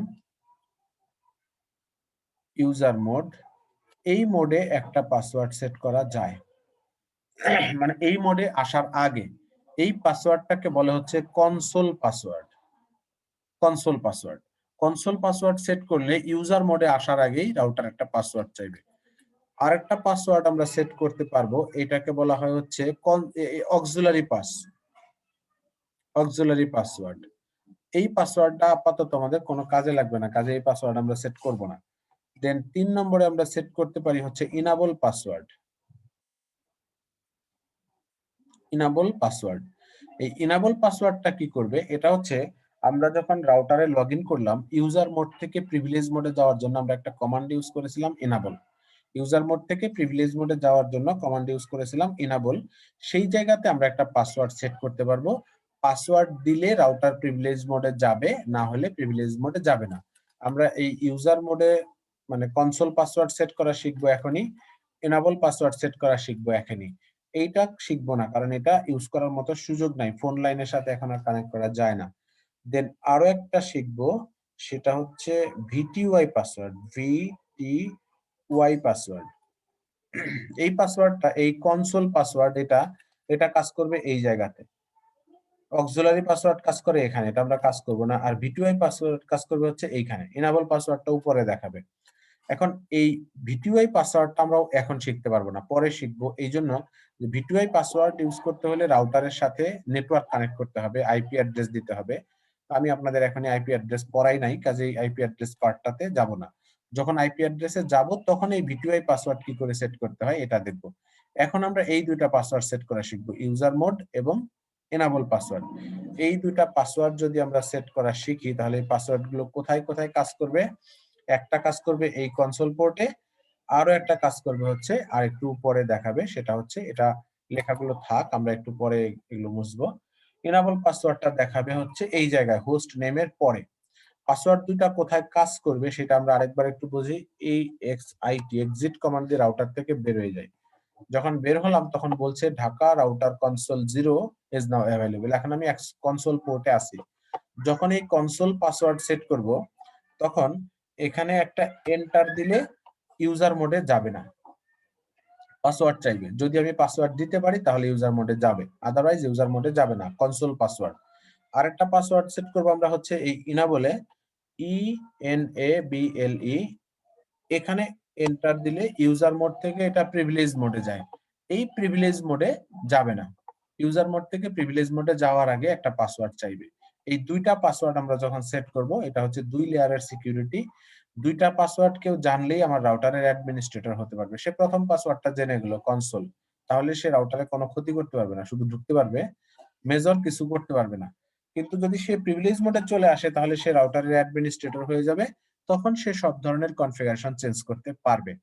আমরা এই জায়গাতে দুইটা আলাদা আলাদা পাসওয়ার্ড সেট করব। সেম পাসওয়ার্ড সেট করলেও কাজ করবে, কিন্তু সেটা সিকিউরড হবে না। আমরা কি কি পাসওয়ার্ড সেট করব, এই কনসোল এবং এনাবল।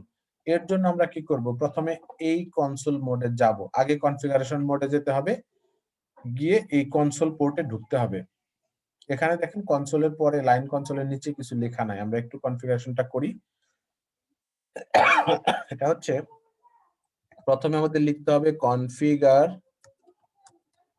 টার্মিনাল, দিয়ে আমরা কনফিগারেশন মোডে গেলাম। দেন এখানে যা আছে হুবহু তাই লিখতে হবে। এখানে আছে লাইন কন 0, আমাদের এটাই লিখতে হবে, LINE লাইন কন 0, এটাই লিখতে হবে। লিখলাম, লিখে এন্টার দিলাম। এখন কি হলো, এখন হচ্ছে কনফিগের পরে একটা হাইফেন দিয়ে লাইন আসলো, এই অবস্থাটাকে বলা হয় হচ্ছে সাব কনফিগারেশন মোড। মানে কনফিগারেশন মোড থেকেও আরেকটু সামনের লেভেলের, অ্যাডভান্স লেভেলের, এই অবস্থাটাকে বলা হয় হচ্ছে sub configuration mode, SUBCONFIGURATION, sub configuration mode. Global configuration mode, then sub configuration mode. এবার আমরা এখানে একটা পাসওয়ার্ড দেয়া শিখবো, PASSWORD, এটা হলো কমান্ড। 1 2 3 এটা হলো পাসওয়ার্ড, এইটা হলো পাসওয়ার্ড, আর প্রথমটা হচ্ছে কমান্ড। এরপর একটা কমান্ড দিতে হবে লগইন। এই লগইন কমান্ডটা যদি না দিই তাহলে পাসওয়ার্ড সেট করা থাকলেও কাজ করবে না। তাহলে আমরা লাইন কন 0 এই কমান্ড দিলাম, তারপরে পাসওয়ার্ড দিলাম একটা 1 2 3, তারপরে লগইন কমান্ড দিলাম। এই কমান্ড দিয়ে আমরা হচ্ছে কনসোলে একটা পাসওয়ার্ড সেট করলাম, কনসোলে পাসওয়ার্ড সেট করে দিলাম। এবার আমরা কনসোল পাসওয়ার্ডটা টেস্ট করব একটু পরে। এখান থেকে একবার এক্সিট করি, এবার আমরা প্রিভিলেজ মোডে আছি। এখানে আরো একটা পাসওয়ার্ড সেট করব, ইনাবল পাসওয়ার্ড 456, এনাবল পাসওয়ার্ড হচ্ছে 456। এটা আমরা আরো একটা পাসওয়ার্ড সেট করলাম। দুইটা পাসওয়ার্ড আমাদের সেট করার কথা, আমরা দুইটাই সেট করে ফেললাম। যে কোনো লেভেলে কারো কোনো প্রশ্ন থাকলে প্রশ্ন করে ফেলবেন। আচ্ছা, এবার আমরা এখান থেকে বের হয়ে যাই, এক্সিট করি। এক্সিট করে আমরা শো running-config, দেখেন আমরা যখন কমান্ড দিচ্ছি বিভিন্ন সময় একটা মেসেজ আসতেছে। এই একটা মেসেজ অটোমেটিক্যালি আসছে, এই একটা মেসেজ অটোমেটিক্যালি আসছে। এই মেসেজগুলোকে বলা হয় সিসলগ, সংক্ষেপে বলে সিসলগ। পুরো হচ্ছে সিস্টেম লগ, মানে সিস্টেমে আমরা কি কাজ করতেছি তার একটা লগ থাকে, কি কাজ করতেছি তার একটা কমান্ড, এরকম মেসেজ পরপর আসতে থাকবে যখন আমরা কাজ করব। তো রাউটারের মতো মেসেজ দিবে, আমরা আমাদের কমান্ড যা আছে স্পেলিং ঠিক মতো লিখবো, কমান্ড গুলো কাজ করবে। এই কমান্ড গুলোকে, মেসেজ গুলোকে বলা হয় সিস্টেম লগ বা সিসলগ। এখানে আমরা কমান্ড দিলাম হচ্ছে শো রানিং কনফিগ, তাহলে এখানে একটা দেখাচ্ছে ইনাবল পাসওয়ার্ড হচ্ছে 456 হোস্ট নেমের পরে, যেটা আগে ছিল না। আমরা যদি একটু স্ক্রল করে উপরে যাই তাহলে এই রাউটার হোস্ট নেমের পরে এখানে ছিল নো আইপি সেফ, মাঝে কিছু ছিল না। এখন আমরা এই যে একটা পাসওয়ার্ড সেট করে দিলাম, সেই পাসওয়ার্ডটা এখন দেখাচ্ছে যে এটা 456 একটা পাসওয়ার্ড আছে। এবার আমরা এন্টার দিয়ে বা স্পেস দিয়ে নিচে চলে যাই, এন্টার দিলে এক লাইন করে আসে, স্পেস দিলে এক পেজ করে আসে। লাইন কন 0 এখানে একটা পাসওয়ার্ড দেখাচ্ছে এবং একটা লগ ইন অপশন দেখাচ্ছে। এবার আমরা এখান থেকে এক্সিট করি, মানে রাউটার থেকে বের হয়ে যাই। আমরা এখন কনসোল পোর্টে আসি, দুইটা পাসওয়ার্ড সেট করেছি, একটা এন্টার দিই, দিলে দেখেন এখন একটা পাসওয়ার্ড চাচ্ছে, ইউজার অ্যাক্সেস ভেরিফিকেশন। এটা হচ্ছে 1 2 3 পাসওয়ার্ড দেওয়া ছিল, 1 2 3। এটা ওই লিনাক্স অপারেটিং সিস্টেমের মতো, আমি 1 2 3 লিখেছি, বাট এখানে কিছু আসবে না। এখানে এন্টার দিলাম, এখন দেখেন এটা রাউটারে লগ ইন করে ফেলছে। তারপরে আমরা যদি enable দিই, এনেবল দিলে 4 5 6 যখন দিব তখন এটা আমাদেরকে প্রিভিলেজ মোডে যেতে দিবে, তাহলে আমাদের ইউজার মোডের কমান্ড, মানে কনসোলের কমান্ড হচ্ছে রাউটারের বাইরে থেকে যখন রাউটারে ঢুকতেছি তখন কাজ করবে, আর ইনাবলেরটা হচ্ছে ইউজার মোড থেকে যখন প্রিভিলেজ মোডে যাচ্ছি তখন। এই কনসোল পাসওয়ার্ড যখন দিব তখন রাউটারের এই পোর্টটা হচ্ছে কনসোল পোর্ট, এই পোর্টটা একটা পাসওয়ার্ড দিয়ে লক হয়ে যাবে। এই লকটা পাসওয়ার্ড দিতে পারলে লক খুলবে, আদারওয়াইজ লক খুলবে না, পাসওয়ার্ডটা কাজ করানো যাবে না। তাহলে দুইটা পাসওয়ার্ড আমরা সেট করা শিখলাম। এইবার এই দুইটা পাসওয়ার্ড আমরা শো রানিং কনফিগ দিয়ে দেখলাম, পাসওয়ার্ড দুইটা টেস্ট করলাম, পাসওয়ার্ড দুইটা কাজ করে। এবার পাসওয়ার্ড কমপ্লেক্সিটি একটু আছে একটা টার্ম, যে পাসওয়ার্ডকে কিভাবে জটিল করা যায় সেটা আমরা একটু দেখি। সেটা হচ্ছে যে আমাদের এই পাসওয়ার্ড গুলো নরমাল টেক্সটে দেখাচ্ছে 456, এখানে দেখাচ্ছে 1 2 3। মানে আমরা যখন রাউটারে কাজ করব, এই পাসওয়ার্ড যদি নরমাল টেক্সটে থাকে, আমি কাজ করার সময় পাশে যে থাকবে সে দেখে বুঝে ফেলবে এটার পাসওয়ার্ড কি দেয়া আছে। তো সে এই পাসওয়ার্ডটাকে মানে আমার অজান্তেই সে তখন রাউটারের অ্যাক্সেস করে ফেলবে। এই পাসওয়ার্ড গুলো নরমাল টেক্সটে দেখানোর কারণ হচ্ছে রাউটারের অপারেটিং সিস্টেমের মধ্যে পাসওয়ার্ড এনক্রিপশন করার জন্য একটা সার্ভিস আছে, বাট বাই ডিফল্ট এই সার্ভিসটা ডিসেবল করা আছে। যেহেতু সার্ভিসটা ডিসেবল, সে কাজ করতেছে না, পাসওয়ার্ডকে এনক্রিপ্ট করতেছে না। আমরা একটু পরে এই পাসওয়ার্ড সার্ভিসটা, মানে এনক্রিপশন সার্ভিসটা একটু পরেই এনাবল করব, তখন এই পাসওয়ার্ডটা অটোমেটিক্যালি এনক্রিপ্টেড হয়ে যাবে। আচ্ছা, এবার সরি ফর ইন্টারাপশন, না বলবেন, অবশ্যই অবশ্যই। ল্যাপটপে বোধহয় চার্জ শেষের দিকে হয়ে গেছে স্যার।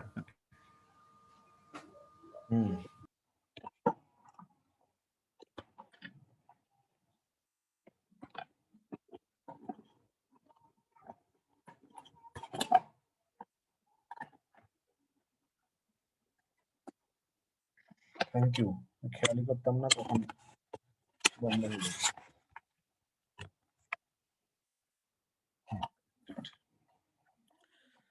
আচ্ছা, আমরা যখন রাউটারে লগ ইন করবো তখন আমাদের দুইটা পাসওয়ার্ড দিয়ে লগ ইন করতে হবে। এই জায়গাতে যে পাসওয়ার্ড আছে দুইটা নরমাল টেক্সটে দেখাচ্ছে, এগুলোকে আমরা এনক্রিপ্ট করব। তার আগে আমরা আরেকটা জিনিস শিখে নিই, সেটা হচ্ছে এই যে ইনাবল পাসওয়ার্ড দিলাম, ইনাবল পাসওয়ার্ড কমান্ড দিয়ে আমরা পাসওয়ার্ড গুলো কপি রেখেছি। হ্যাঁ, আরেকটা কমান্ড আছে এখানে, সেটা হচ্ছে ইনাবল সিক্রেট। দেখেন, ইউজার মোড থেকে প্রিভিলেজ মোডে আসার জন্য, এখান থেকে এখানে যাওয়ার জন্য যে পাসওয়ার্ড, এটা আমরা দুইটা কমান্ড দিয়ে সেট করতে পারি। পাসওয়ার্ড বা যে কোনো কিছু সেট করতে হলে আমাদেরকে প্রথম কনফিগার টার্মিনাল মোডে যেতে হবে, দেন এখানে enable enable সিক্রেট কমান্ড দিয়ে আমরা আরো একটা পাসওয়ার্ড সেট করতে পারি। সো এই পাসওয়ার্ডটা আমরা দিলাম ASD, এই পাসওয়ার্ডটা দিলাম হচ্ছে ASD, এটা হচ্ছে enable সিক্রেট। এটা আমরা টেক্সট ফাইলে একটা কপি নিয়ে রাখি। যখন আমরা একই রাউটারে ইনেবল পাসওয়ার্ড কমান্ড এবং ইনেবল সিক্রেট কমান্ড দিয়ে দুইটা পাসওয়ার্ড সেট করব, দুইটা পাসওয়ার্ড সেট করলে সিক্রেট কমান্ড দিয়ে যে পাসওয়ার্ডটা সেট করব এই পাসওয়ার্ডটা বাই ডিফল্ট এনক্রিপ্টেড হয়ে যাবে। আমরা যদি এখান থেকে শো রানিং -config কমান্ড দিই, তাহলে দেখেন এই ইনেবল পাসওয়ার্ডটা দেখাচ্ছে নরমাল টেক্সটে, আর ইনেবল সিক্রেটটা দেখাচ্ছে একটা এনক্রিপ্টেড টেক্সটে। এটা আমরা হচ্ছে ASD দিয়েছিলাম, বাট এখানে একটা হিজিবিজি লেখা দেখাচ্ছে। এটা এনক্রিপ্টেড হয়ে গেছে, মানে ফরম্যাটটা চেঞ্জ হয়ে গেছে। এখন আর কেউ এটা দেখলে বুঝতে পারবে না যে পাসওয়ার্ডটা কি ছিল। এখন এই যে পাসওয়ার্ডটা আমরা সেট করলাম, এটা কাজ করবে কোথায় দেখেন, এক্সিট যদি করি, এখানে পাসওয়ার্ড চাচ্ছে। এই পাসওয়ার্ড হচ্ছে কনসোল পোর্টে আমরা যে পাসওয়ার্ড দিয়েছিলাম, দ্যাট ওয়াজ 1 2 3 এটা। এবার এখানে আমরা ইউজার মোড থেকে প্রিভিলেজ মোডে যাওয়ার জন্য এনাবল কমান্ড দিব। এখানে আমরা দুইটা পাসওয়ার্ড সেট করেছি, একটা হচ্ছে ASD আর একটা হচ্ছে 456। তো যখন আমরা ইনাবলে, যেমন এখানে যদি আমি 456 এটা দিই, এন্টার দিই, কাজ করে না। 456 দিই, কাজ করে না। আবার ASD এটা দিই, এখন কাজ করে। এই জিনিসটা একটু মনে রাখতে হবে। সেটা হচ্ছে রাউটারে যদি আমরা ইনেবল সিক্রেট এবং ইনেবল পাসওয়ার্ড এই দুইটা কমান্ডই ইউজ করি, দুইটা কমান্ড দিলে দুইটা ভিন্ন ভিন্ন পাসওয়ার্ড সেট হবে। সেক্ষেত্রে এই ইনেবল পাসওয়ার্ড দিয়ে যে কমান্ডটা আমরা দিব এটা ডিসেবল হয়ে যাবে। যখনই আমরা এটা কমান্ড দিব, বা যে কোনোটা আগে পরে দিতে পারি, কোনটা আগে দিলাম কোনটা পরে দিলাম তাতে কিছু যায় আসে না। যখনই সিক্রেট এবং পাসওয়ার্ড দুইটা কমান্ড ইউজ করা হবে, সিক্রেটের পাওয়ার বেশি, সিক্রেটের ক্ষমতা বেশি, কাজে সিক্রেট কি করবে, নিজে অ্যাক্টিভ থাকবে, এটাকে ডিসেবল করে ফেলবে। তখন এই 456 পাসওয়ার্ডটা আর কাজ করবে না। কাজে এখানে সিক্রেট কমান্ড দিয়ে একটা পাসওয়ার্ড দেওয়া এবং পাসওয়ার্ড কমান্ড দিয়ে অ্যানাদার পাসওয়ার্ড দেওয়া, দুইটাতে আলটিমেটলি কোনো লাভ নাই, কারণ দুইটাতে রাউটারটার সিকিউরিটি বাড়বে না। একটা পাসওয়ার্ডই কাজ করবে, যেটা হচ্ছে সিক্রেট কমান্ড দিয়ে দিলাম। আবার যদি এই লাইনটা মুছে ফেলি, এটা যদি মুছে ফেলি, তাহলে তখন এটা অটোমেটিক্যালি অ্যাক্টিভেটেড হয়ে যাবে, এটা তখন অটোমেটিক্যালি অ্যাক্টিভ হবে, কাজ করবে। এবার আমরা যদি এই পাসওয়ার্ড গুলোকে এনক্রিপ্ট করতে চাই, যেটা নরমাল টেক্সটে আছে, পাসওয়ার্ড কমান্ড দিয়ে আমরা যেটা ইউজ করেছি 456, তারপরে হচ্ছে এই 1 2 3, এদেরকে আমরা এনক্রিপ্ট করতে চাই। এদেরকে এনক্রিপ্ট করার জন্য এখানে যে সার্ভিসটা দেয়া আছে, সার্ভিস পাসওয়ার্ড এনক্রিপশন, এটা ডিসেবল করা আছে, আমরা এটাকে এনাবল করে দিব। এটা এনাবল করার জন্য কমান্ড হচ্ছে কনফিগার টার্মিনাল সার্ভিস, মানে এই লাইনটা পুরোটাই লিখতে হবে। দেখেন এই লাইনটা পুরোটা লিখতে হবে শুধু নো বাদ দিয়ে বাকি অংশ টোটালটা লিখতে হবে, কোনো স্পেলিং মিস্টেক করা যাবে না। কমান্ড হচ্ছে service password ENCRYPTION, service password encryption. এই কমান্ডটা যখন আমরা দিলাম, তখন আমাদের রাউটারে পাসওয়ার্ড কমান্ড দিয়ে যে পাসওয়ার্ড গুলো আমরা সেট করেছি, এই সব পাসওয়ার্ড এনক্রিপ্টেড হয়ে গেছে। আমরা একটু চেক করব, এখান থেকে এক্সিট করব, দেন শো running-config কমান্ড দিব। এখন দেখবো যে এইটা আর 456 নাই, নরমাল টেক্সটে নাই, চেঞ্জ হয়ে গেছে। এটাও নরমাল টেক্সটে নাই, এটাও চেঞ্জ হয়ে গেছে। তবে এই যে পাসওয়ার্ড এনক্রিপশনের এখানে যে সার্ভিসটা আছে, এই সার্ভিসের থেকে সিক্রেট কমান্ডের ভেতরে যে সার্ভিসটা দেয়া আছে, যে এনক্রিপশন সিস্টেমটা দেয়া আছে, এটা মোর ক্রিটিক্যাল। এখানে দেখেন সিম্বল আছে, small letter, capital letter, number, বহু কিছু এবং অনেক বড়। আর এখানে মাত্র 7-8টা ক্যারেক্টার, এখানে মাত্র 7-8টা ক্যারেক্টার। এখন এই এনক্রিপ্টেড টেক্সটটা যদি আমি কপি করে ফেলি, কপি করে সে রাউটার থেকে বের হয়ে গেলাম, এখানে পাসওয়ার্ড চাচ্ছে, এখানে আমরা এটা পেস্ট করে দিলাম, পেস্ট করে এন্টার দিলাম, কাজ করবে না।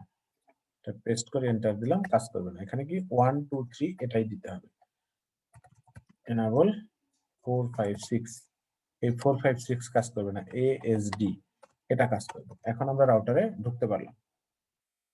তাহলে রাউটারে সিক্রেট এবং হচ্ছে পাসওয়ার্ড দুইটা কমান্ড দিয়ে দুইটা আলাদা আলাদা পাসওয়ার্ড সেট করে আলটিমেটলি কোনো লাভ নেই। এবার আমরা আরেকটা জিনিস দেখব, সেটা হচ্ছে শো startup-config কমান্ড দিয়ে আমরা একটু আগে দেখেছিলাম যে রাউটারে এনভিরামে কোনো কিছু নাই। আমরা যদি শো running-config কমান্ড দিই, তাহলে রাউটার দেখাবে যে হ্যাঁ রানিং কনফিগ এর মধ্যে অনেক কিছু আছে। এইবার আমরা এই কনফিগারেশনটাকে সেভ করতে চাই। যে কোনো জায়গায় কনফিগারেশন সেভ করার জন্য প্রসিডিউর হচ্ছে কপি কমান্ড দিতে হয়। কপি আমরা যখন উইন্ডোজে করি, উইন্ডোজেও রাইট বাটন ক্লিক করে কপি করে আরেক জায়গায় নিয়ে পেস্ট করি এরকম। আর যেগুলোতে আমরা কমান্ড মোডে কাজ করি সেই সব জায়গাতেই আমাদের কাজ করতে হয় হচ্ছে ওই কপি কমান্ডটাই লিখতে হয়। এক এক অপারেটিং সিস্টেমে এক এক রকম ভাবে লিখি। যেমন উইন্ডোজে আমরা লিখি সিপি, আর এখানে আমরা লিখবো কপি। তারপরে লিখতে হয় সোর্স, কোথায় ফাইলটা আছে এটা লিখতে হয়। এরপরে লিখতে হয় হচ্ছে ডেস্টিনেশন, কোথায় আছে কোথায় যাবে এটা লিখতে হয়। তো সোর্স হচ্ছে আমাদের র্যামের কন্টেন্ট, র্যামের কন্টেন্টের নাম হচ্ছে RUNNING, দেন হচ্ছে হাইফেন কনফিগ এটা। আর এনভিরামের কন্টেন্ট গুলোর নাম, ডেস্টিনেশনটা হচ্ছে এনভিরাম, এনভিরামের কন্টেন্ট গুলোর নাম হচ্ছে STARTUP হাইফেন হচ্ছে কনফিগ। এগুলো কিন্তু হাইফেন আন্ডারস্কোর নাম। তাহলে copy, running config, startup config, এটা হচ্ছে একটা কমান্ড। আরেকটা কমান্ড, এটা প্রিভিলেজ মোড থেকে দিতে হবে, এই কমান্ডটা দিতে হবে ফ্রম দ্য প্রিভিলেজ মোড। আরেকটা কমান্ড দেওয়া যায় প্রিভিলেজ মোড থেকে, কমান্ডটা হচ্ছে W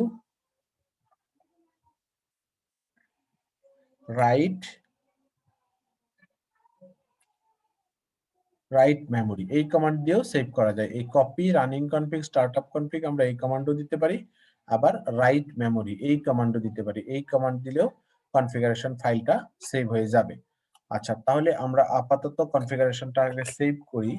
সেটা হলো এখান থেকে কমান্ড দিব copy RUNNING hyphen CONFIG STARTUP hyphen CONFIG, copy, running config, startup config. Then সে আমাদের বলছে ডেস্টিনেশন ফাইল নেমটা স্টার্টআপ কনফিগ কিনা। ইয়েস, আমরা এটাই রেখে দিই। এখন কপি হয়ে গেল, এখন ফাইল সেভ হয়ে গেছে এনভিরামে। এখন আমরা এই যে একটু আগে স্টার্টআপ কনফিগ দিলে সে দেখাচ্ছিল না কিছু, এখন এনভিরামে কিছু আছে সে দেখাবে। আমরা যদি এখানে কমান্ড দিই শো STARTUP হাইফেন কনফিগ, একটু আগে দেখাচ্ছিল নাই, এখন দেখাবে। এখন দেখেন ওই র্যামে যা ছিল তার একটা কপি এনভিরামে চলে আসছে। আমরা যে বিভিন্ন পাসওয়ার্ড সেট করেছি, হোস্ট নেম দিয়েছি, এগুলো এখানে চলে আসছে। এই যে সেভ করলাম, সেভ করার পরে আমরা যদি এখন রাউটারটার পাওয়ার অফ করে দিই, আবার অন করে দিই, তাহলে এই রাউটারটা অন হয়ে আগের যে কনফিগারেশন গুলো ছিল, সেভ করা ছিল, আমরা যেগুলো সেভ করেছিলাম এই পর্যন্ত সে আমাদের কাছে দেখাবে, এবং অন হয়ে সে আমাদের কাছে পাসওয়ার্ড চাইবে। দেখেন এখন ইয়েস নো অপশনটা চায় নাই, কারণ এখন রাউটারের কন্টেন্ট আছে, কনফিগারেশন ফাইলটা ব্ল্যাঙ্ক না।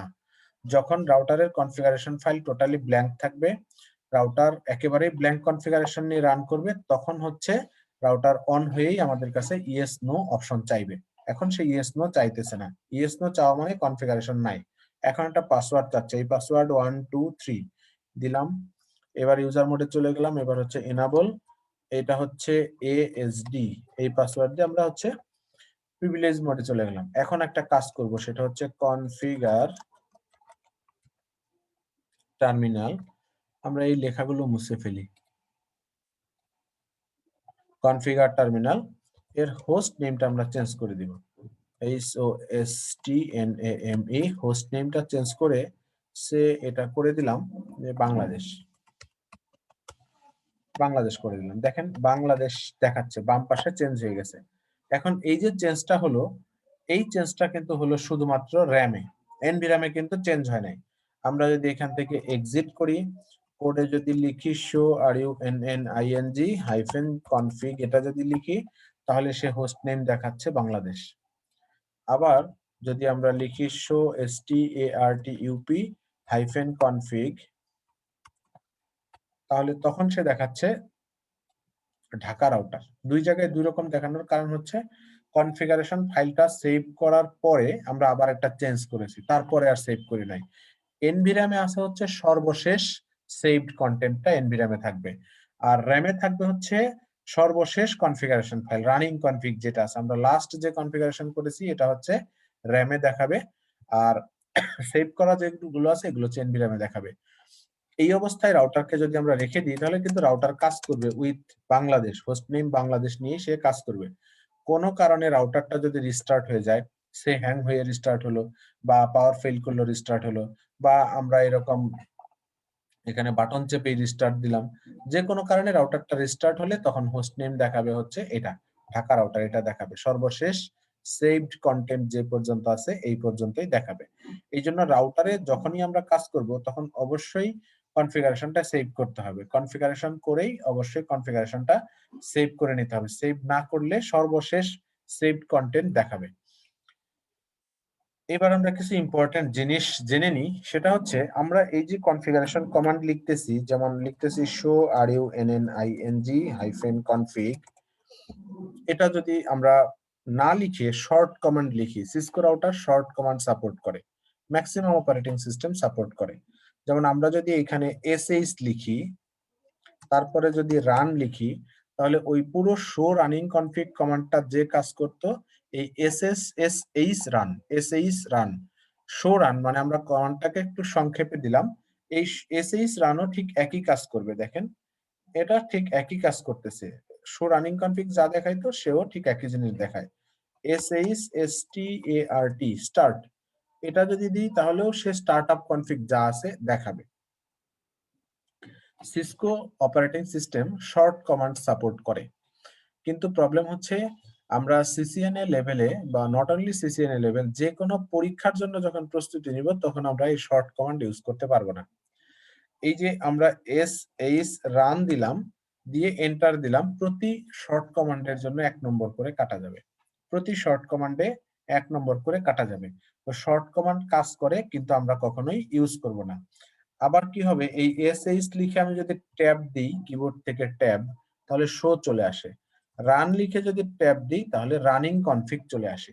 শো রান এই কমান্ডটাকে আমরা sh লিখে ট্যাব দিলে শো চলে আসবে, রান লিখে ট্যাব দিলে রানিং কনফিগ চলে আসবে। এই যে দুইবার ট্যাব ইউজ করলাম, সিসকো ট্যাব ইউজ করাটাও সাপোর্ট করে, বাট পরীক্ষার সময় ট্যাব ইউজ করা যাবে না। এই শো রানিং কনফিগ লিখতে কি আমরা দুইবার ট্যাব দিলাম, মানে 2 নম্বর কাটা যাবে, প্রতি ট্যাবে 1 নম্বর করে কাটা যাবে, প্রতি শর্ট কমান্ডে 1 নম্বর করে কাটা যাবে।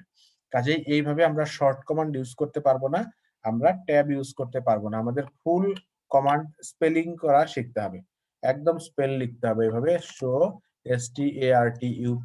startup-config এইভাবে ফুল স্পেলিংটা লিখতে হবে, তারপরেই কমান্ড ইউজ করতে হবে। সিসিএনএ পরীক্ষাতে কোশ্চেন আসে যে আমরা রাউটারের সেভড কন্টেন্ট গুলো দেখতে চাই, নিচের কোন কমান্ড ইউজ করব? রাউটারের সেভড কন্টেন্ট গুলো আমরা দেখতে চাই, নিচের কোন কমান্ড ইউজ করব? সেক্ষেত্রে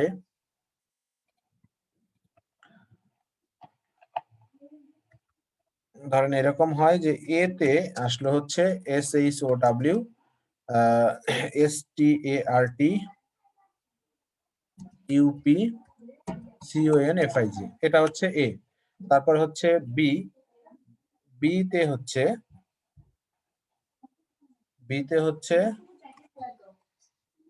SHOW STARTUP দেন হচ্ছে কনফিগ, এরকম আমরা দিলাম।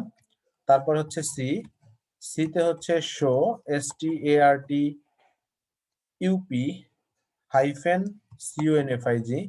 তারপর হচ্ছে ডি তে দিলাম SHOW STARTUP_CONFIG। এখন আমাকে বলল যে আমরা এনভিরামের কন্টেন্ট গুলো দেখতে চাই, রাউটারের সেভড কন্টেন্ট গুলো দেখতে চাই, তাহলে নিচের কোন কমান্ড ইউজ করব? দেখেন এখানে সবই কিন্তু শো স্টার্টআপ কনফিগ, এবং আমি জানি যে রাউটারের সেভড কন্টেন্ট গুলো দেখতে হলে শো স্টার্টআপ কনফিগ কমান্ডটা ইউজ করতে হয়, কিন্তু শো স্টার্টআপ কনফিগটা এখানে দেখেন বানান ভুল করে দেয়া আছে। এখন যদি আমি সঠিক বানানটা না জানি, সবই কিন্তু স্টার্টআপ কনফিগ, আমি কারেক্ট অ্যান্সার দিতে পারবো না, কোনটা কারেক্ট এটা আমি বুঝতে পারবো না। সেক্ষেত্রে এই বানানগুলো তো আলাদাভাবে মুখস্থ করার কোনো দরকার নাই, আমরা যখন রাউটারে প্র্যাকটিস করব তখন হচ্ছে পুরো স্পেলটা লিখবো, সম্পূর্ণ বানানটাই লিখবো, তাহলে আর আস্তে আস্তে ইয়েগুলো মানে কমান্ড গুলো আমাদের মুখস্থ হয়ে যাবে। এখানে হচ্ছে শো স্টার্টআপ কনফিগ, startup-config এইভাবে যে কমান্ডটা আছে এই কমান্ডটা হচ্ছে কারেক্ট অ্যান্সার, বাকি তিনটা ভুল। সবই স্টার্টআপ কনফিগ কিন্তু তার মধ্যেও ভুল আছে, এইটা কারেক্ট, বাকিগুলো হচ্ছে ভুল ফরম্যাট, তখন আমাদেরকে এইটাতে টিক চিহ্ন দিতে হবে। এরকম অনেক কমান্ড থেকে কোশ্চেন আসে যে এই কাজ করতে চাই কোন কমান্ড ইউজ করব, সেখানে কমান্ড বানান টানান ভুল করে দেওয়া থাকে, অন্য কমান্ড দেওয়া থাকে, সেক্ষেত্রে আমরা যেন বুঝতে পারি। আচ্ছা, আমরা এই যে কনফিগারেশন গুলো সেভ করলাম, এই কনফিগারেশন গুলো সেভ থাকা অবস্থায় রাউটারকে যদি আমরা এখান থেকে রিস্টার্ট দিতে চাই, তাহলে কমান্ড হচ্ছে রিলোড, RELOAD। এই রিলোড কমান্ড দিলে রাউটারটা রিস্টার্ট হয়ে যাবে। দেখেন, কপি, এটা এন্টার দিই। এই যেখানে বলছে system configuration has been modified, save করবো কিনা নো দিলাম। দিলে কি হবে, এখন রাউটারটা রিস্টার্ট হয়ে যাবে। রিলোড কমান্ড এটা আমরা ইউজ করি হচ্ছে রাউটারকে রিস্টার্ট করার জন্য, কমান্ড মোড থেকে রিস্টার্ট করার জন্য। আমরা হচ্ছে বাটন চেপে রিস্টার্ট করতে পারবো, রাউটারের মধ্যে একটা পাওয়ার বাটন থাকে, সেই পাওয়ার বাটন চেপে রিস্টার্ট করতে পারবো, কিন্তু আমরা এরকম রিলোড কমান্ড ইউজ করেও কনফিগার রাউটারটাকে রিস্টার্ট করতে পারি। এটা দেন 1 2 3 দেন ENABLE enable, এটা হচ্ছে ASD, দেন আমরা রাউটারের প্রিভিলেজ মোডে চলে আসছি। দেন এখন যদি দেখেন, এখন হচ্ছে ঢাকা রাউটার দেখাচ্ছে, হোস্ট নেমটা দেখাচ্ছে ঢাকা রাউটার, বাট রিস্টার্ট দেওয়ার আগে হোস্ট নেম ছিল বাংলাদেশ, এটা ছিল। এখানে আমরা এই রিলোড কমান্ড ইউজ করেছিলাম, এখান থেকে সেভ রিস্টার্ট হয়ে গেল। রিস্টার্ট হয়ে যখন রান করলো, তখন সে সর্বশেষ সেভড কন্টেন্ট যেটা ছিল সেই কন্টেন্ট নিয়ে রান করলো। এনভি র্যামের কন্টেন্ট নিয়ে রান করলো, র্যামের কন্টেন্ট নিয়ে রান করবে না। এখানে তাহলে আমরা কি কি কাজ আজকে শিখলাম একটু দেখি প্রথম থেকে। খুব বেশি কিছু শিখি নাই, অল্প কিছু কমান্ড দেখেন। প্রথমে একটা ইনাবল কমান্ড শিখলাম, তারপরে show running config, show startup config, show flash, show USB flash, এটা আমরা কমান্ড দিয়ে দেখতে পারি নাই।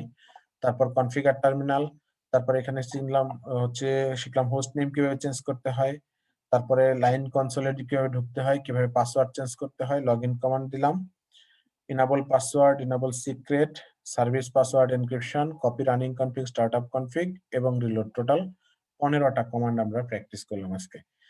এই কমান্ড গুলো বারবার বাসায় বসে বসে প্র্যাকটিস করতে হবে, এই ভিডিওটা শুনতে হবে এবং বসে বসে প্র্যাকটিস করতে হবে। আমি টেক্সট ফাইলটা দিয়ে দিব, এই পাওয়ার পয়েন্ট প্রেজেন্টেশনটা দিয়ে দিব, এই প্যাকেট ট্রেসারের ফাইলটাও দিয়ে দিব, এবং এই যে এতক্ষণ ধরে কথা বললাম এগুলো রেকর্ড করা আছে, রেকর্ডিং ফাইলটাও দিয়ে দিব। একটু সময় করে বসে জিনিসগুলো প্র্যাকটিস করতে হবে। এই রাউটারের ফিজিক্যালে গেলে এখানে 2টা স্লট দেখাচ্ছে এক্সটেনশন করার মতো, এরকম আরো আপডেটেড কিছু রাউটার আছে। যেমন আমরা এখান থেকে যদি দেখি, যেমন এই 2911 এইটার যদি স্লট একটু দেখি, এইখানে দেখেন কয়টা স্লট আছে। এখানে হচ্ছে 1টা 2টা 3টা 4টা স্লট আছে, 4টা। তাহলে আমরা ওই 1941 রাউটারে হচ্ছে এখানে 2টা কার্ড লাগাইতে পারবো, আর এখানে লাগাইতে পারবো হচ্ছে 4টা কার্ড। তাহলে এখানে ইন্টারফেসের সংখ্যা বেশি। আবার এখানে হলুদ মার্ক করা ইন্টারফেস দেখেন, এই 1টা 2টা 3টা, যেটা 1941 এ আছে হলো 2টা। এখানে 3টা gigabit Ethernet port built in আছে, আরো 1 2 3 4টা কার্ড লাগানোর অপশন আছে। তাহলে ওই রাউটার থেকে এই রাউটারের পার্থক্য কি? এটার ইন্টারফেস সংখ্যা বেশি, ওই রাউটার থেকে এটা আরো একটু আপডেটেড, এই 1900 থেকে এটা আরো একটু আপডেটেড রাউটার। আরো আপডেটেড রাউটার এখানে আছে, যেমন হচ্ছে এই 4331, এটা আরো আপডেটেড রাউটার। এটার কনসোল যদি আমরা দেখি জুম ইন, তাহলে এইখানে বড় একটা সার্কিট লাগানো যাবে, দেন এইখানে 1টা 2টা, তার মানে এইখানে ধরেন 2টা, এখানেও 4টা কার্ড লাগানো যাবে। আর এখানে ইন্টারফেস কয়টা আছে? গিগাবিট ইথারনেট ইন্টারফেস আছে হচ্ছে এখানে 2টা, এই 2টা হচ্ছে গিগাবিট ইথারনেট, আর এইগুলো হচ্ছে এসএফপি, এগুলো হচ্ছে এসএফপি। এটা হলো কনসোল, এটা ম্যানেজমেন্ট, মানে এটা হলো কনসোল পোর্ট, এটা অক্সিলারি পোর্ট, ঠিক আছে? এইগুলো কনসোল পোর্ট, বিভিন্ন টাইপের কনসোল পোর্ট। এখানে অনেকগুলো পোর্ট আছে দেখেন, 1টা 2টা 3টা 4টা পোর্ট, পাশাপাশি এইখানে আরো অ্যাটলিস্ট 1 2 3 4টা পোর্ট কানেক্ট করা যাবে। তো এগুলো হচ্ছে মডেল টু মডেল হচ্ছে ভ্যারি করবে যে আপনার রাউটার গুলোতে কোন রাউটারে কি ইন্টারফেস থাকবে। যেমন সিসকোকে যদি বলা হয় যে রাউটারে কয়টা পোর্ট থাকে, তাহলে আসলে রাউটারে কয়টা পোর্ট থাকে এটা কোনো ভ্যালিড কোশ্চেন না। কোশ্চেন হচ্ছে কয়টা পোর্ট দরকার, আপনার যে কয়টা পোর্ট দরকার সেই কয়টা পোর্ট সহ সিসকোর কাছে রাউটার আছে। জাস্ট এই মডেল না, অন্য মডেল আছে। আপনার হয়তো 50টা গিগাবিট ইথারনেট পোর্ট দরকার, ইয়েস পসিবল। দেন আপনি হয়তো তখন এটা এই 4331 এটা দিয়ে হবে না, আরো আপডেটেড কোন একটা মডেল নিতে হবে। বিল্ট ইনই 50টা গিগাবিট ইথারনেট পোর্ট আছে, এরকম রাউটার পাওয়া যাবে।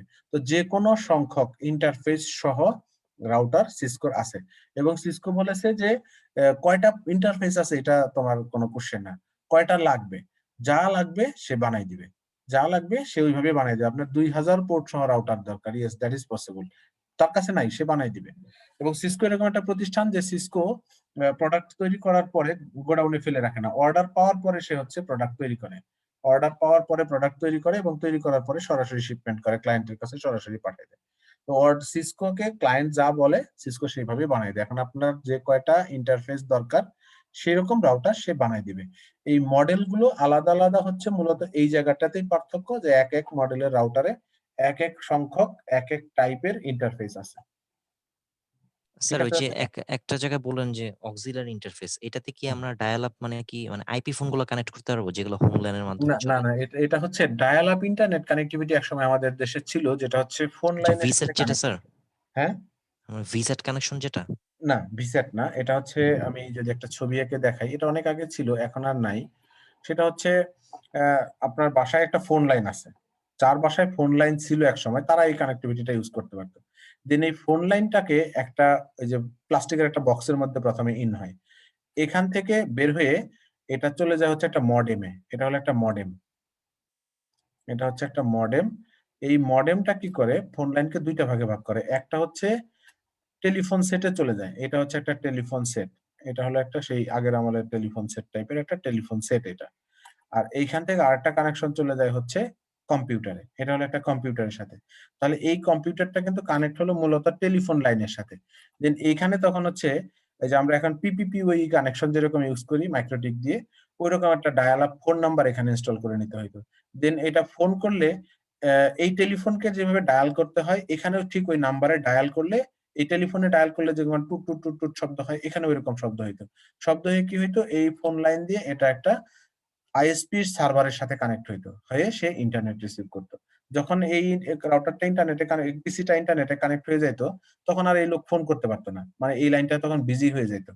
এখানে হচ্ছে ওই যে সার্কিট সুইচিং সিস্টেম ছিল, যে একজন বিজি ব্যবহার করলেই এই লাইনটা বিজি হয়ে যায়, তখন এই ফোনে আর কেউ পাবে না, এই লোক কাউকে ফোনও করতে পারবে না, বা বাইরে থেকেও ফোন করলে বিজি পাবে, কারণ হচ্ছে ইন্টারনেট ইউজ হচ্ছে। যখনই ইন্টারনেটের সাথে কানেক্ট হবে তখনই হচ্ছে এই ফোন লাইনটা বিজি হয়ে যাবে। এই টাইপের কানেক্টিভিটি একসময় ছিল আমাদের দেশে, অনেকেই ইউজ করতো বাসায় বসে, যাদের টিএনটির ফোন লাইন ছিল।